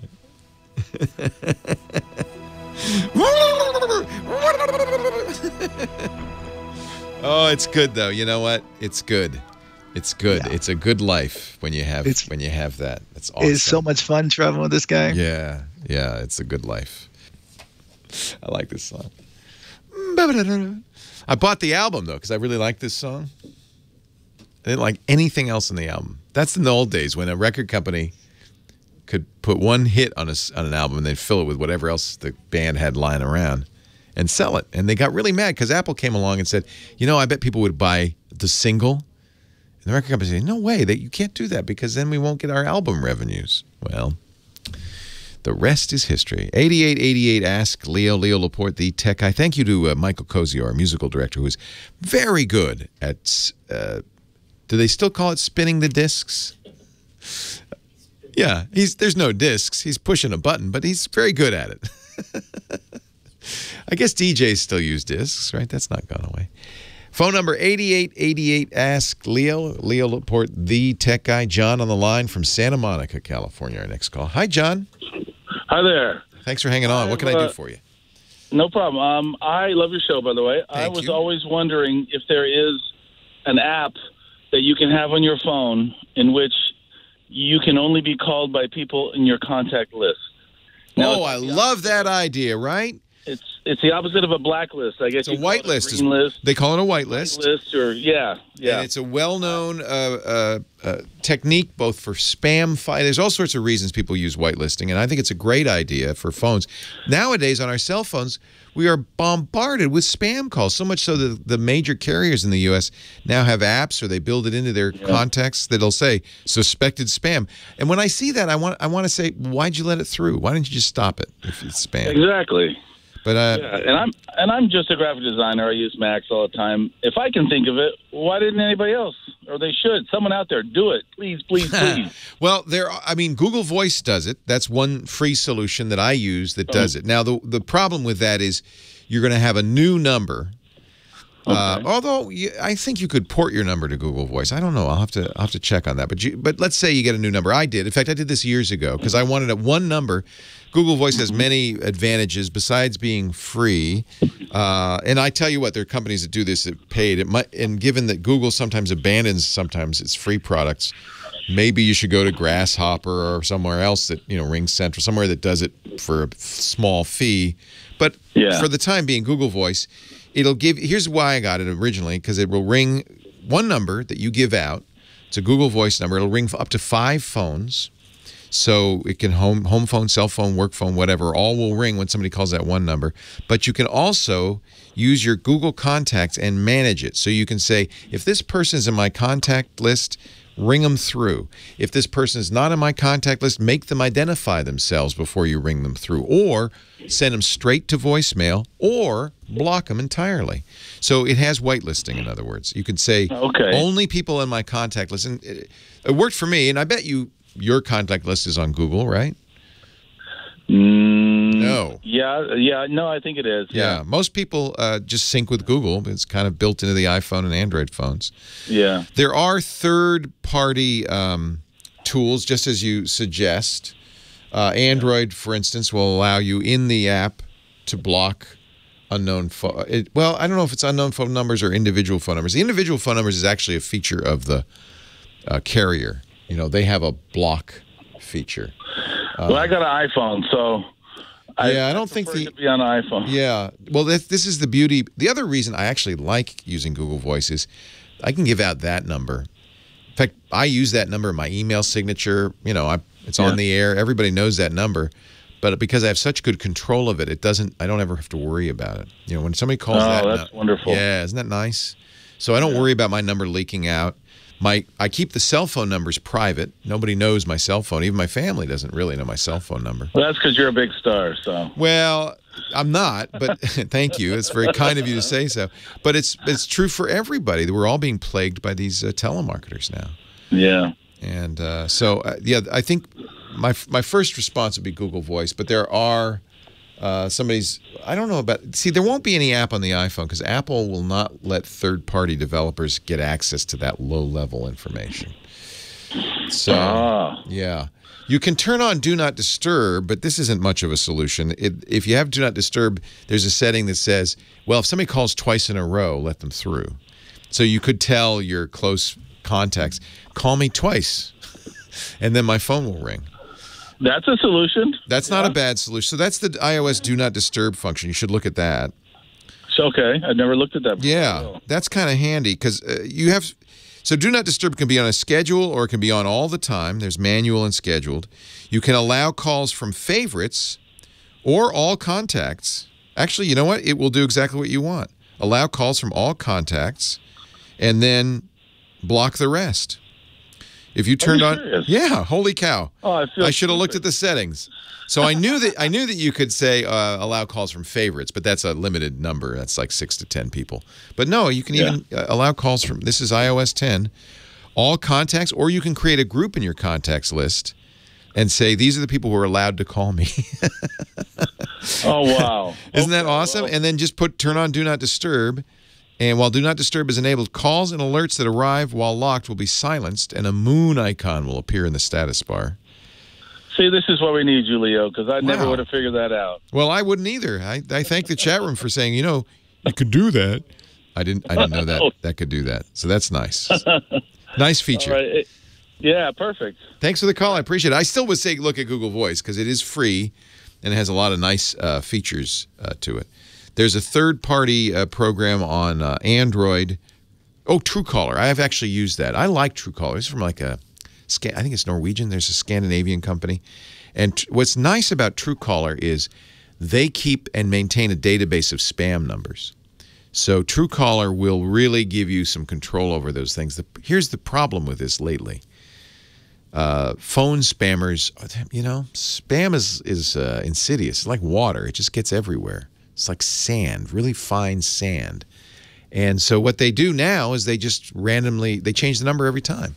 So there's no way you can block by number because the number's never the same. It's always some random number. And their favorite tool, which drives me absolutely bonkers, is this what we call neighbor spam or neighbor spoofing, where they choose a number that's in your area code. Sometimes they even choose a number that happens in Canada too. They do that in Canada. We have some Canadian visitors. Sometimes they also use, I should have shown you my Justin Trudeau t-shirt. I have it somewhere. Bare-chested on a horse with a polar bear and a moose. Anyway, sorry, got distracted. The neighbor spoofing, they spoof your area code, or sometimes they'll even spoof your area code in your exchange. And then it really looks like, oh, this must be somebody from my hood or my family. Maybe the school is calling and, my son is sick or something like that. And so you're going to be more likely to answer those. And every time, they get me every time. Hello, did you know you could save money on your click? It just drives me crazy. We've come to the end of hour number 2 of the Tech Guy extravaganza, but the gags and laughs continue when we come back after the news at the top of the hour. 8888 Ask Leo, the website, techguylabs.com. More of your calls right after this.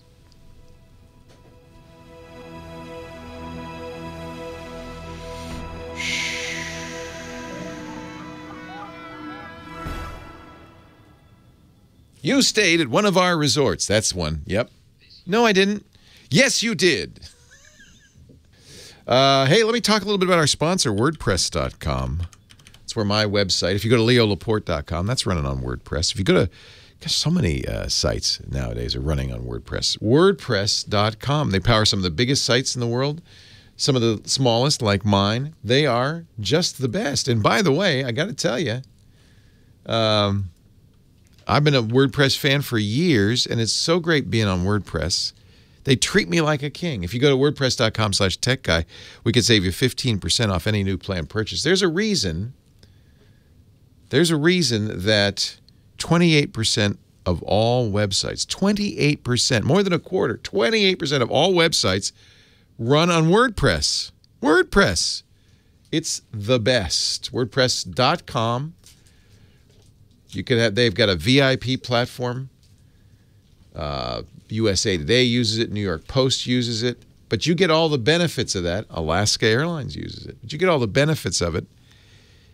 As a user, the best tech support in the nation. WordPress.com. Choose from hundreds of beautiful designs. Whether it's your personal blog or your business, you got to check out WordPress.com. Makes it easy for your customers to find you, to connect with you.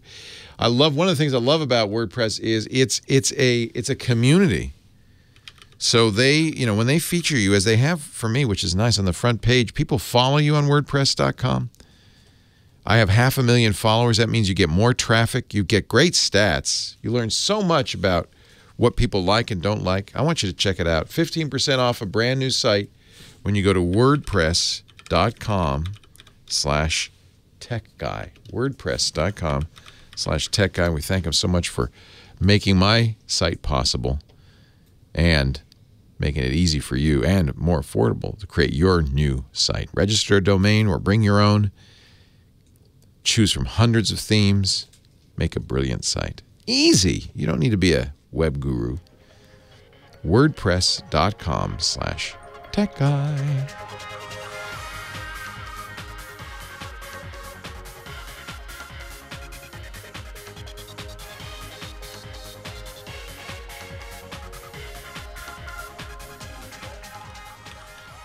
Well, hey, how are you today? Leo Laporte here, the tech guy. Time to talk computers and the internet and home theater and digital photography and smartphones and smartwatches and augmented reality and virtual reality, self-driving cars and gadgets. The GizWiz coming up later this hour. Dick DeBartolo, he's Mad Magazine's maddest writer. He's been so for 50-plus years, 5 decades.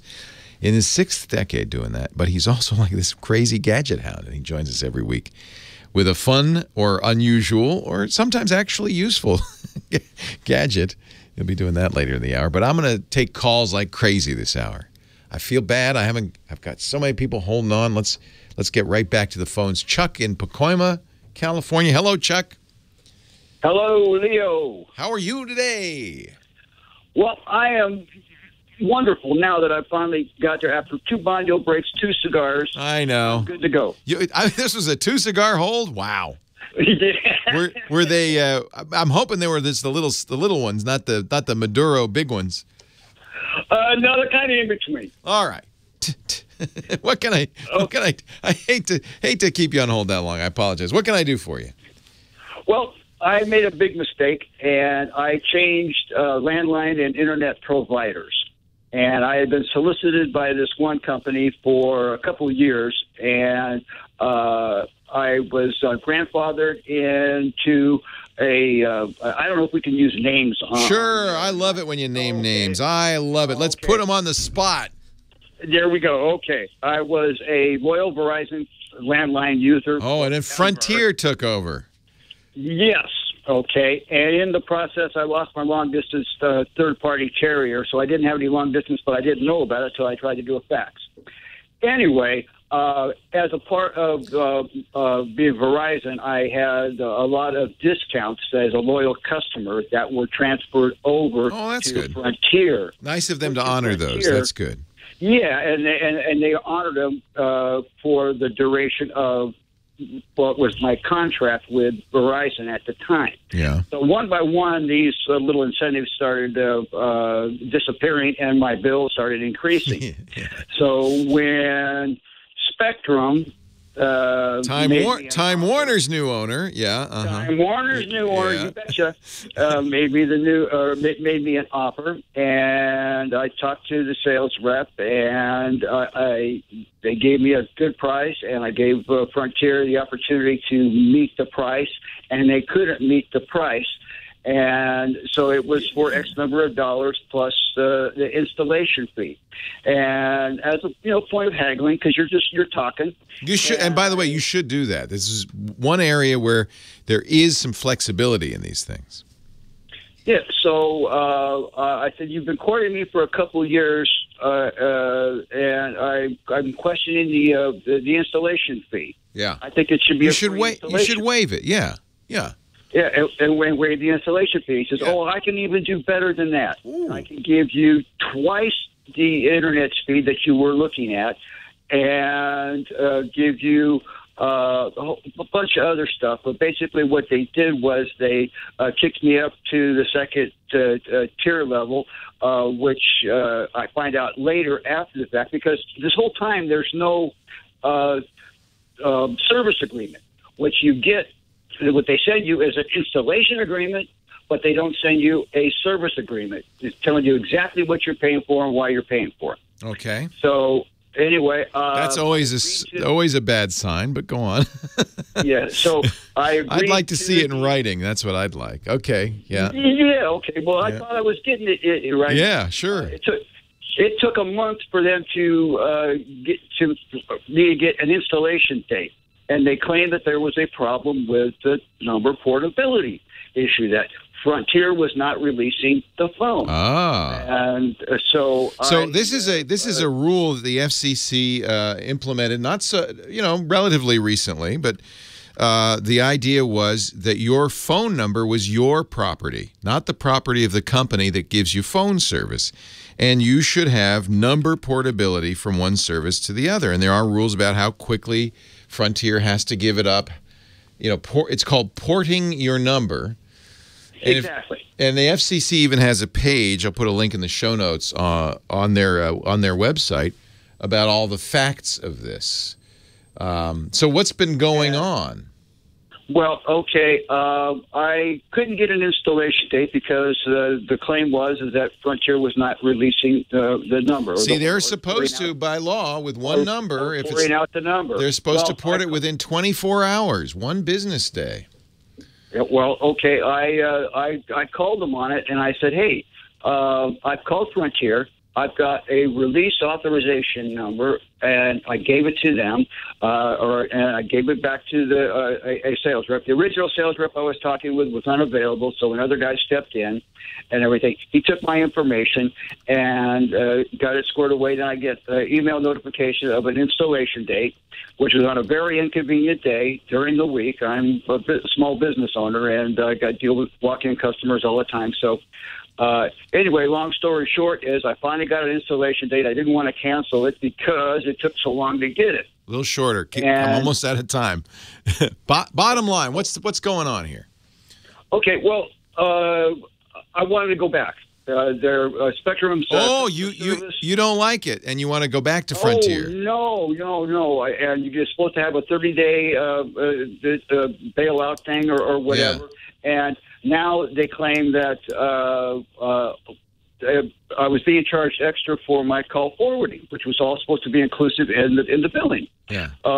And they claim that because it needed to be a remote call forwarding because of where the port was located in my local area. Okay. So they were charging me an extra $15 a month for the call forwarding in addition to... I love how this works out because these guys really aren't interested in customer service because they basically... No. You don't have much choice, right? It's Spectrum or Frontier pretty much is it. And so they don't really... Or AT&T. Or AT&T. There you go. So you have three choices. That should be enough, I think, to make it a little more competitive. They are required. Are they holding your number ransom? Are they saying we're not going to let you transfer your number? They're claiming that they can't. That Frontier still has the number, and Frontier claims that Spectrum still has the number. Oh, you got to write to the FCC and write to the PUC, the Public Utilities Commission. They're giving you the runaround, but this is so difficult to solve these problems because. Remember what Lily Tomlin said? We're the phone company. We don't care. We don't have to. These guys are essentially, it's funny because they're not really monopolies, but they're close enough. And they have a memory of being a monopoly, which apparently is how they continue to operate their business. I love the ads for Comcast now, where they're kind of tacitly admitting, well, we used to stink. So they're saying something like, we have a new customer-centric policies. Which is essentially they saying, yeah, we know we were really awful, but you try us now because we're much better. I've heard so many complaints about Frontier. I'm sure there are just as many equal number of complaints with Spectrum.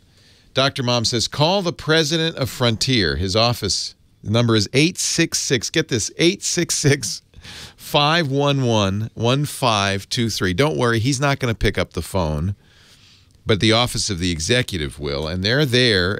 Almost every big business, especially ones that deal with a lot of customer complaints, has an office of the executive that's really there to answer these complaints, and they often have much more power, frankly, much more power than your customer service rep who's per person is just trying to figure out these arcane rules. 866-511-1523. The good news is you're trying to return to Frontier, so he should be able to help you. You know, they're more likely to help you if you're going to them than if you're going away from them. 8888 ask Leo. I'm sorry this is going on, but boy, is it universal, isn't it? Mm-hmm. Leo Laporte, Deep Tech Guy.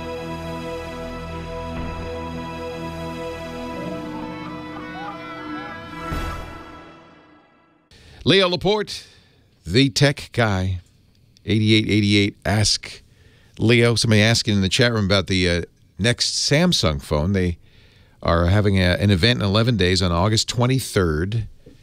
They are announcing, we believe, and I think they've even said, the new Note. Yes, Samsung is making a new Note, even after the debacle that was the Note 7. That was the phone they had to recall. It cost them billions of dollars to recall it globally. They are saying, we're going to stick with the name Note, the brand. We like it. and we're going to do the Note 8. But, you know, if you think about it, I think that'll probably be the safest phone you can buy, because the last thing Samsung wants to have happen is fire and fury in your pocket. And so they're going to probably jump through hoops. They say they have an 8-point inspection process. It includes X-raying each and every phone to make sure that the battery is safe. And I for one, believe I miss my Note 7. I loved that phone. Of course, like any sensible person, I handed it back in, got a refund because of the danger of it exploding. Mine never got hot. I never had any problems with it. I think it was unlikely to ever explode, but you know, who wants to take the chance? Anyway, we'll let you know, August 23rd. Somebody's asking, well, will you get an advance? I don't actually ever take advantage of manufacturers' offers to get me phones in advance. That comes from the days when the most important review was going to be in print from newspapers or magazines. And those guys often worked, magazines especially, with lead times of not just weeks, sometimes months. So companies would get them advanced units. A couple of problems with that. One is they're often not the production units. And so, for instance, the AirPods, a number of my colleagues reviewed Apple's AirPods, but they weren't the final release version of it. And so you don't know if you're reviewing something that the consumer's going to buy. I don't like that. I also don't like calls from PR representatives. I don't like to talk to PR. I don't like to talk to the companies. I like to review it just like you would. You don't have a special pipeline into Samsung. I want to have, and the final reason is because I want to feel your pain when you lay out $1,000 for a phone. And I think a lot of reviewers are a little insensitive to how much these phones cost. They're outrageous. It's probably the most expensive computer you own. If you're buying a high-end flagship phone, is your phone. So I want to pay that money so I can, when I review it, that's part of the review. Was this worth, $850? So I won't get a Note 8 in advance of the Note 8 release. I won't even get it any sooner than you will. And I realize it puts me at a little bit of a disadvantage compared to the folks who get it early, but at least I'll be reviewing the same product you're buying without any special treatment, without any, let's make sure this one doesn't blow up. It's going to be Leo's. I want it to be just like you, and review the product you're going to be carrying around. I think that's the right way to do it. It means that I won't be able to give you a review till after, it comes out. But I don't have a 3-month lead time either. 8888 Ask Leo the phone number. Back to the phones we go. Carla in Orange County. Hi, Carla. Leo Laporte. Hey, Leo. I'm having a problem with my computer, and I'm hoping you can help me. Okay. So here's the deal. Somebody took over my Google account again. Now, oh, no. This has happened before? It happened about 3 years ago. My son went somewhere, did something he shouldn't have.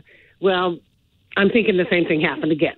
Oh, boy. Well, don't give your son the password next time.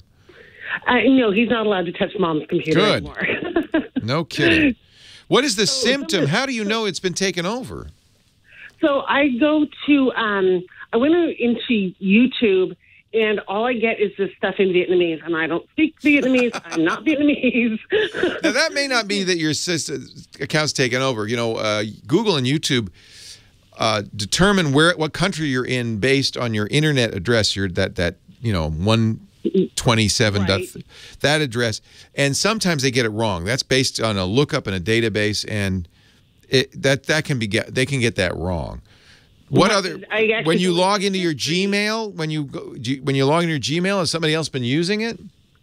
There's stuff that I don't recognize, and then if I go into YouTube, there's a watch list, and it shows what's been, the history of who's been somebody's been watching stuff. Okay. Right, in Vietnamese. So I'm like, okay, this isn't right. Well, that would be a cause for concern, yeah. Google has a great security checkup, which I would recommend running through every time you set up an account. But let me answer your question, because obviously, what can I do to help you here? Right, so I've done the security update. Good. I do two-factor authentication. Yay. I checked all the devices. There was a device on there that was not mine. Good. I cleared all the... what's the word I'm looking for? I took away all their. You disconnected the other connected devices. You deleted right, those. I disconnected everything. Yeah, and then that's a good idea. The second page's security checkup shows you what devices are logged into your Google account. This is where you can get in trouble because they don't need your password. If you log into Google on a library computer, for instance, it may remember that login. So those are the things that if you don't own these devices, it's time to delete them for sure. In fact, I'm looking at mine. I have a lot of old because stuff. this has happened before. Yeah. I'm looking for something else besides Google for email because obviously Yahoo isn't an option. Google, this has happened a couple of times now. Well, you were using, let me ask you, have you been using two-factor all along? Yes, I have. Seems highly unlikely that your account would be hacked if you're using two-factor. That's a very challenging thing to hack. I agree, and I actually called Google and said, hey, what's going on here? And they couldn't answer it for me either. Yeah. So it's the only thing that could be happening is if somebody used your Google account, again, on a public system or somebody else's system, logged in and then had the second factor, got the Google Authenticator number, or nowadays what Google does is send a message to your phone saying, are you logging in? And you say yes. If somebody did that, they've left a cookie on that computer that for 30 days or so will let that computer just go right to that page. But that's something Google and everybody's going to do. That's something you can't avoid. I mean, I can recommend other email providers, but in every case, if you log in and go through all the rigmarole to log in on a public computer, that computer will stay logged in. Unless sometimes they say there's a checkbox. Is this a public computer? If you check that, it won't remember it. But if it's your son or somebody who's not really paying attention and doing that, then there's nothing I can recommend that it'd be more protected. Google, in my opinion, is as secure as you can get. I don't know anybody who offers as many protections as Google does, and that security checkup is a very good example. You can use a backup phone number. You can see if you go to your Gmail account in the bottom right, you can see every device that's been on that account in the last few days. Right. There is nobody who bends over backwards more than Google to protect you. So to answer your question, I don't know of anybody better. I can tell you other people. The one advantage that you'd have by using somebody else is, well, it's not Google, and so people may be more prone to say, well, I don't know why you'd be a target for attack, but, well, Carla, she uses Google. Let's try to get in her account. If I use Fastmail, I recommend it, fastmail.com. That is, they have all the same security, most of the same security features. They have two-factor authentication. They're pretty secure. They don't do the My Security stuff, but since they only do email, it's not as big a deal. There are quite a few others. There's Proton Mail out of Switzerland that promises real privacy because they're under Swiss law. Those are a couple you could try. Leo Laporte, the tech guy.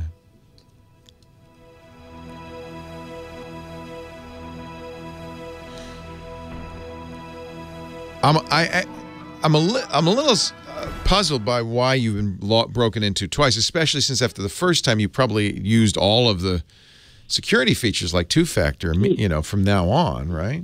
Right, and I haven't gone into any public. I haven't personally gone into any public computers because I have a computer. I have my phone, so there's no need for it. I don't understand. I don't see how you could possibly have been hacked. To be honest with you, you did the security checkup, and did you find devices that you had not approved on the security checkup? Yes, I did. I found an iPad because I don't own an iPad. Okay. And I did clear its accessibility. Good. But still, it's logging in. So who else has your on Yahoo? Who else has your credentials? The only person that would have my credentials would be my computer. And you don't. And that's a desktop. You don't take that out of the house. My laptop. No, I don't take it out of the house.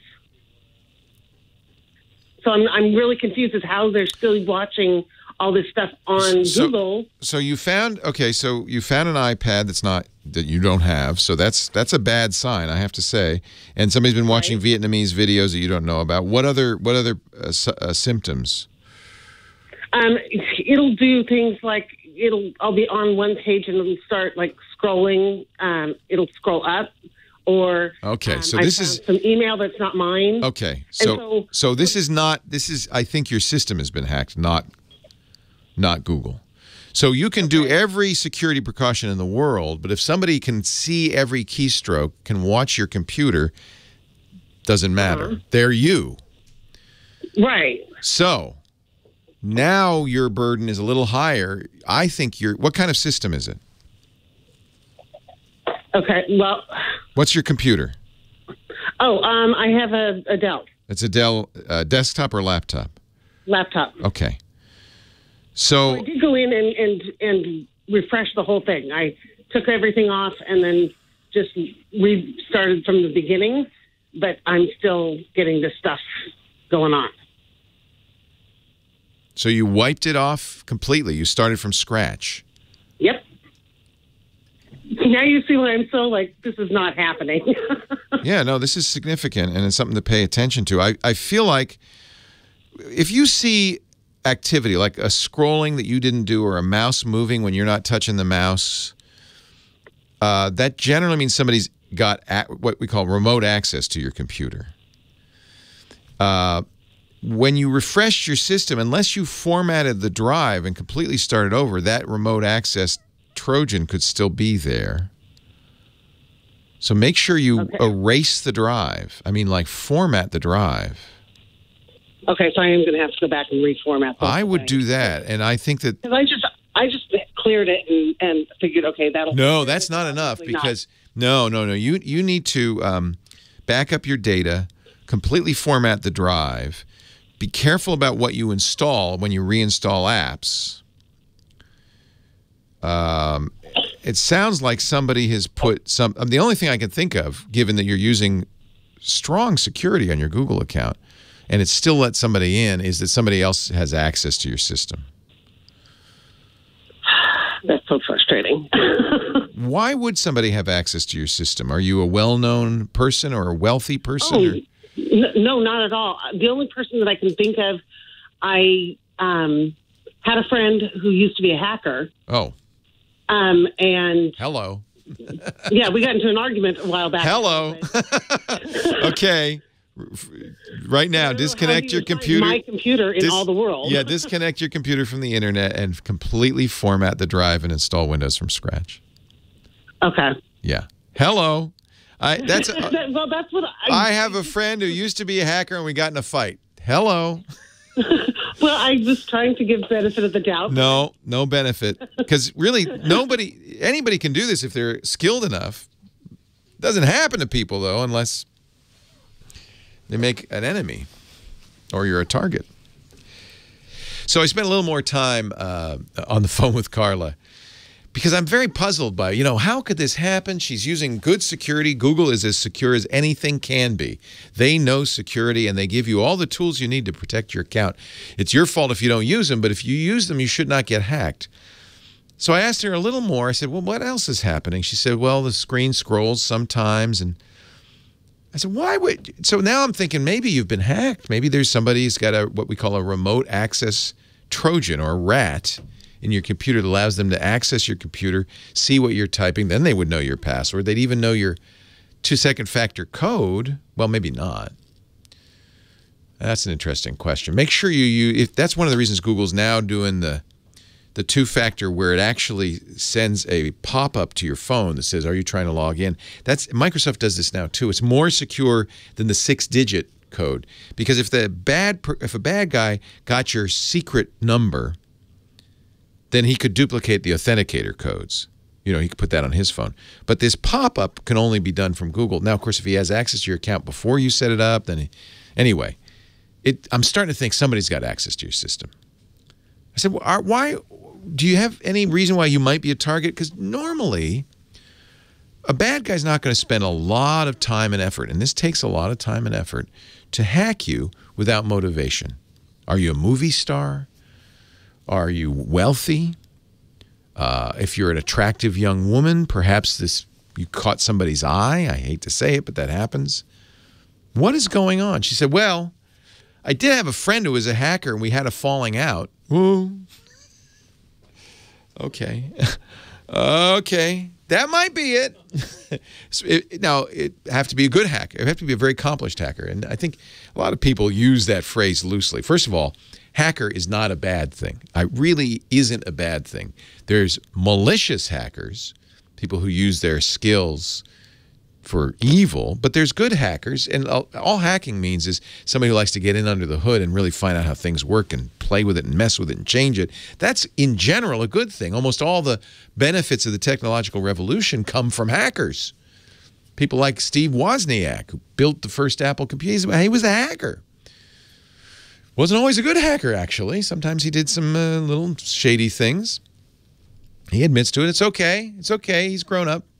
By the way, 67 years old. Happy birthday, Steve Wozniak. He was 67 yesterday. Wow. Does that make you feel old? Whew.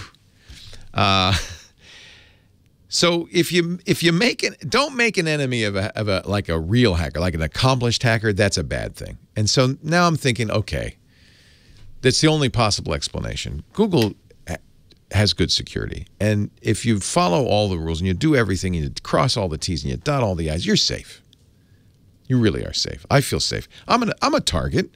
Here's some guy on the radio claiming to be the tech guy. I'm sure that people try to hack me all the time. But if you use good hygiene, you're probably all right. Unless you make an enemy. If somebody really wants to get you, they can get you. They can. But they have to have a reason. There has to be a motivation. I think we found the motivation. And I'm sorry, don't make enemies of hackers. My advice to Carla at the end was, you need to erase the hard drive on that computer. I mean, erase every single bit. And do a recovery, not from the recovery partition on the hard drive. That's probably also infected. You need to download from Microsoft. Microsoft offers it. It's called the Windows Media Creation Tool. You download that tool, you run it, and you create and preferably on some other computer, but you can do that. That's, I think, would be hard for the bad guy to get into. It makes a USB key with the Windows install files on it. And then when you're in the process of running that installer, you erase the hard drive. You don't install on top of. You erase, you partition, you delete the partitions, you start from complete scratch to get rid of anything he might have left around. 8888 Ask Leo. You got, if you're a hacker and you got other ideas, I'd love to hear from you. Diane in Chicago, Leo Laporte, the tech guy. Hi, Diane. Hey, Diane, come over to the phone. You're on the radio. Diane, I'm talking to you. So, Diane, according to Kim, she's from Chicago. She wanted my opinion on, it says Microsoft Creator. I think you probably mean the Creator's Update. So Microsoft, I'm going to keep it open in case she says anything incriminating.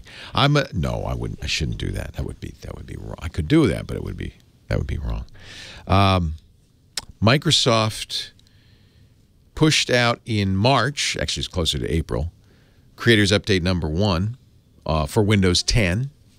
Had some nice features. This is, I think, the plan going forward. They're going to push out one any day now, probably September, but maybe by the end of August. The second Creators Update, they call it the Fall Creators Update, even though it's spring in the Southern Hemisphere. But they're going to call it and they don't call it fall anywhere but the U.S. They call it autumn everywhere else. But anyway, that's what it's called, the Fall Creators Update. It'll be called probably 1708 or 1709, probably 1708, because they use the year and then the month, right? 1703 was March, 1708 would be August. It has some very nice features. I have to say, in the past, we have issued caveats about these big updates. This is like a service pack.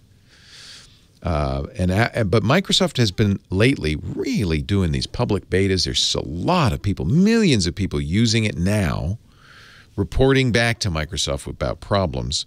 In fact, they had an update they were going to put out this week, and they announced, we're not. There's a bug. We're not going to put it out. And but the bug wasn't a serious showstopper. It crashed the system, but it was enough that they said, "Nah, we don't want to put out the update yet." They're very close, and many people have tested it. I would say, in general, what to do with these updates. You'll get notification. You won't get it right away. In fact, it's taken a few months for everybody to get 1703. But sometime in the next few months, you'll get a notification. Wait until you get that notification. Do not be in a hurry. You're getting all the security patches. This is not about that. This is about features. And in some cases, they take away stuff. Some cases, they add stuff. Wait until you get the notification. In the meantime, if you get the notification right away, then still wait. Don't apply it right away. You can defer the update for as long as, I think, a month. I would wait. Just read the reviews. Wait, see if people howl. I'll talk about it if there's a lot of problems with it, you'll for sure hear it on this show. You'll hear howling. Watch the tech blogs and so forth. And if everything seems all right after a week or two, I'd go ahead and install it. We did have some problems with the first update to Windows 10 some years ago that broke some things, but that has been better. I think Microsoft's got a process in place that does a very good job. So you do want these updates in general. The big updates, like the Fall Creators Update, are more features than bug fixes, but you still want them because this is the new way going forward. There's not going to be a Windows 11. Once you get to Windows 10, you'll get free updates, forever, for the lifetime of whatever. Satya Nadella, I don't know. Forever in computer terms, next few years. So, but you want them. You do want them. You want to keep up to date. That's almost always my advice. Leo Laporte, the tech guy.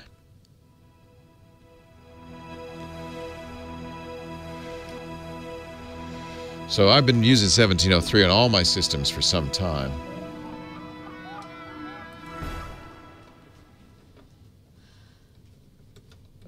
The features are not significant, but you want to keep up with Microsoft. I just want to celebrate another day of Dickie D. Bartolo, Mad Magazine's maddest writer for 50 years. Yeah. Yeah. And the star of our show. Hey, I wanted to tell you, you recommended this streaming site called Broadway HD, which yes. I really enjoyed. In fact, I subscribed to it because they were doing the last night of a Broadway show called She Loves Me? She Loves Me, yes. Which was wonderful with Laura Benanti, and I just fell in love with Laura Benanti. She's one of my favorite Broadway stars. She's great. Yeah. She's great. And I was just pleased to see she's just been cast in Steve Martin's new comedy. You've got to go see it. It opens in late November, called Meteor Shower. It's Amy Schumer's Broadway debut. Laura Benanti is in it. Key of Key and Peele is in it. Oh, okay. I mean, it's going to be, and I've seen the show. I saw the show in San Diego. It's hysterical. I just want to give you a little heads up. If you like Laura, is it Benanti or I think it's Benanti?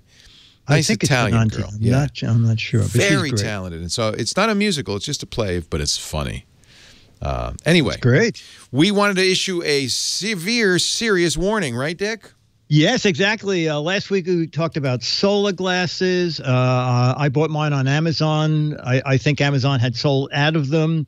But no matter what, Amazon sent me an email this morning. I'm sure if you bought glasses there, you got it too, that they've been unable to verify that the glasses actually come from sources that meet all the ISO requirements. No. And they are saying all people's money will be refunded, and do not use the glasses. Because you could blind yourself. Yes, exactly. So exactly. We had mentioned that you should look for the ISO, approval on the back of these. And that you want them to be manufactured by Lund, L-U-N-T, and mine are those, and they have the Lund But these logo. guys just are lying. They just printed it on there. It could be that they just totally knocked them off. So you have some, right? Are you going to use them? I have them from two. No, I'm not going to use them. No. Yeah, I'm going to put dangerous. my back to the sun. Yes. Good. That's your best thing to do. Don't look at it. Walk away. Just walk away. Walk away. Yes. Walk away.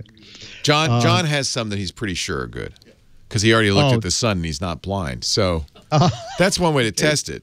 If you have those glasses, just put them on, look at the sun, and if you're blinded, don't use them. Yeah. Yeah. Perfect advice. All right, Dick. Now, Dick joins us every week. with a gadget. Usually it's not dangerous, but it could be. A gadget or a gizmo he's found in his travels. Yeah. Something that I love. I'm pulling together a spot for ABC News on back-to-school gadgets. So I'm buying lots of stuff. And I found this neat folding wireless keyboard that's small enough to go in a little pouch that comes with it. But when you unfold it, it's the exact size of my computer keyboard. Wow. And wait, there's more. There's more? It lights up with LEDs. Holy camole. You can have a blue, a green, or a red keyboard. Is it like this one?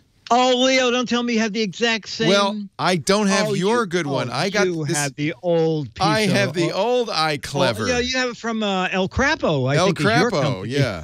No, and I was sad because this is a smaller keyboard and it has one flaw that makes it unusable, which is that the shift key is tiny and it's to the right of the arrow key, so I always hit the arrow key accidentally and I can't use it. But they fixed that in the new one, and you have all those colors and everything. Yeah, the new one has a full size shift key, a full size backspace key.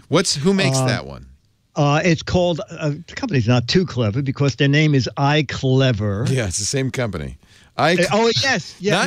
It's everybody should know. Grammatically, it should be me clever. Yeah. Yes. And yours was like $30, right? Yeah, you got the good one. I'm kicking it's myself. $40. Yeah, it's spend a little extra, Leo. Yeah. Get a good one. Bluetooth, and it can also be used via USB.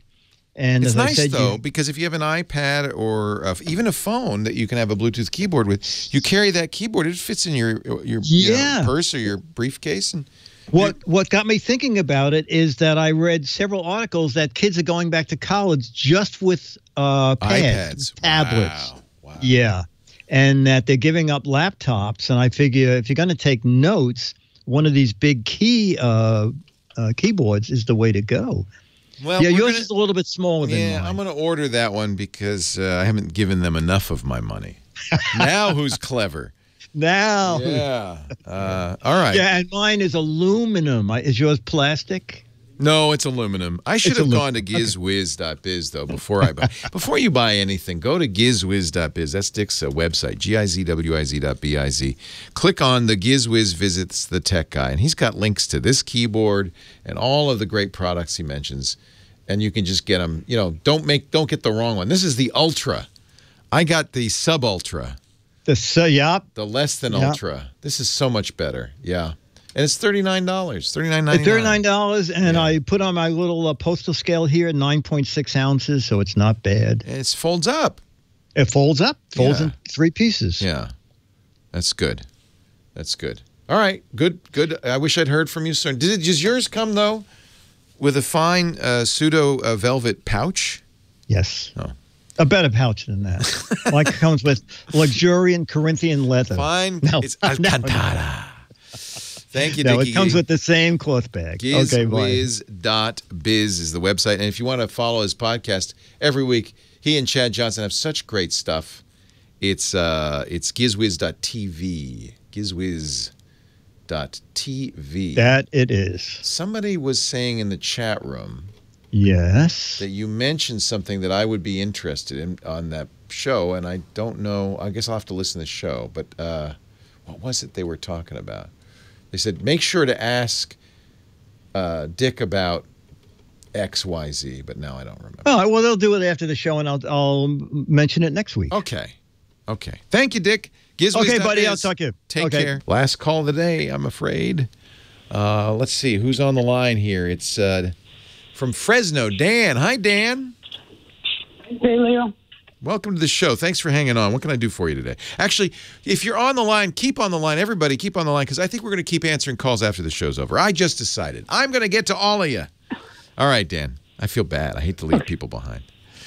What can I do for you, Dan? Yeah, no, I am having a problem with my 3rd gen Apple TV. Uh-oh.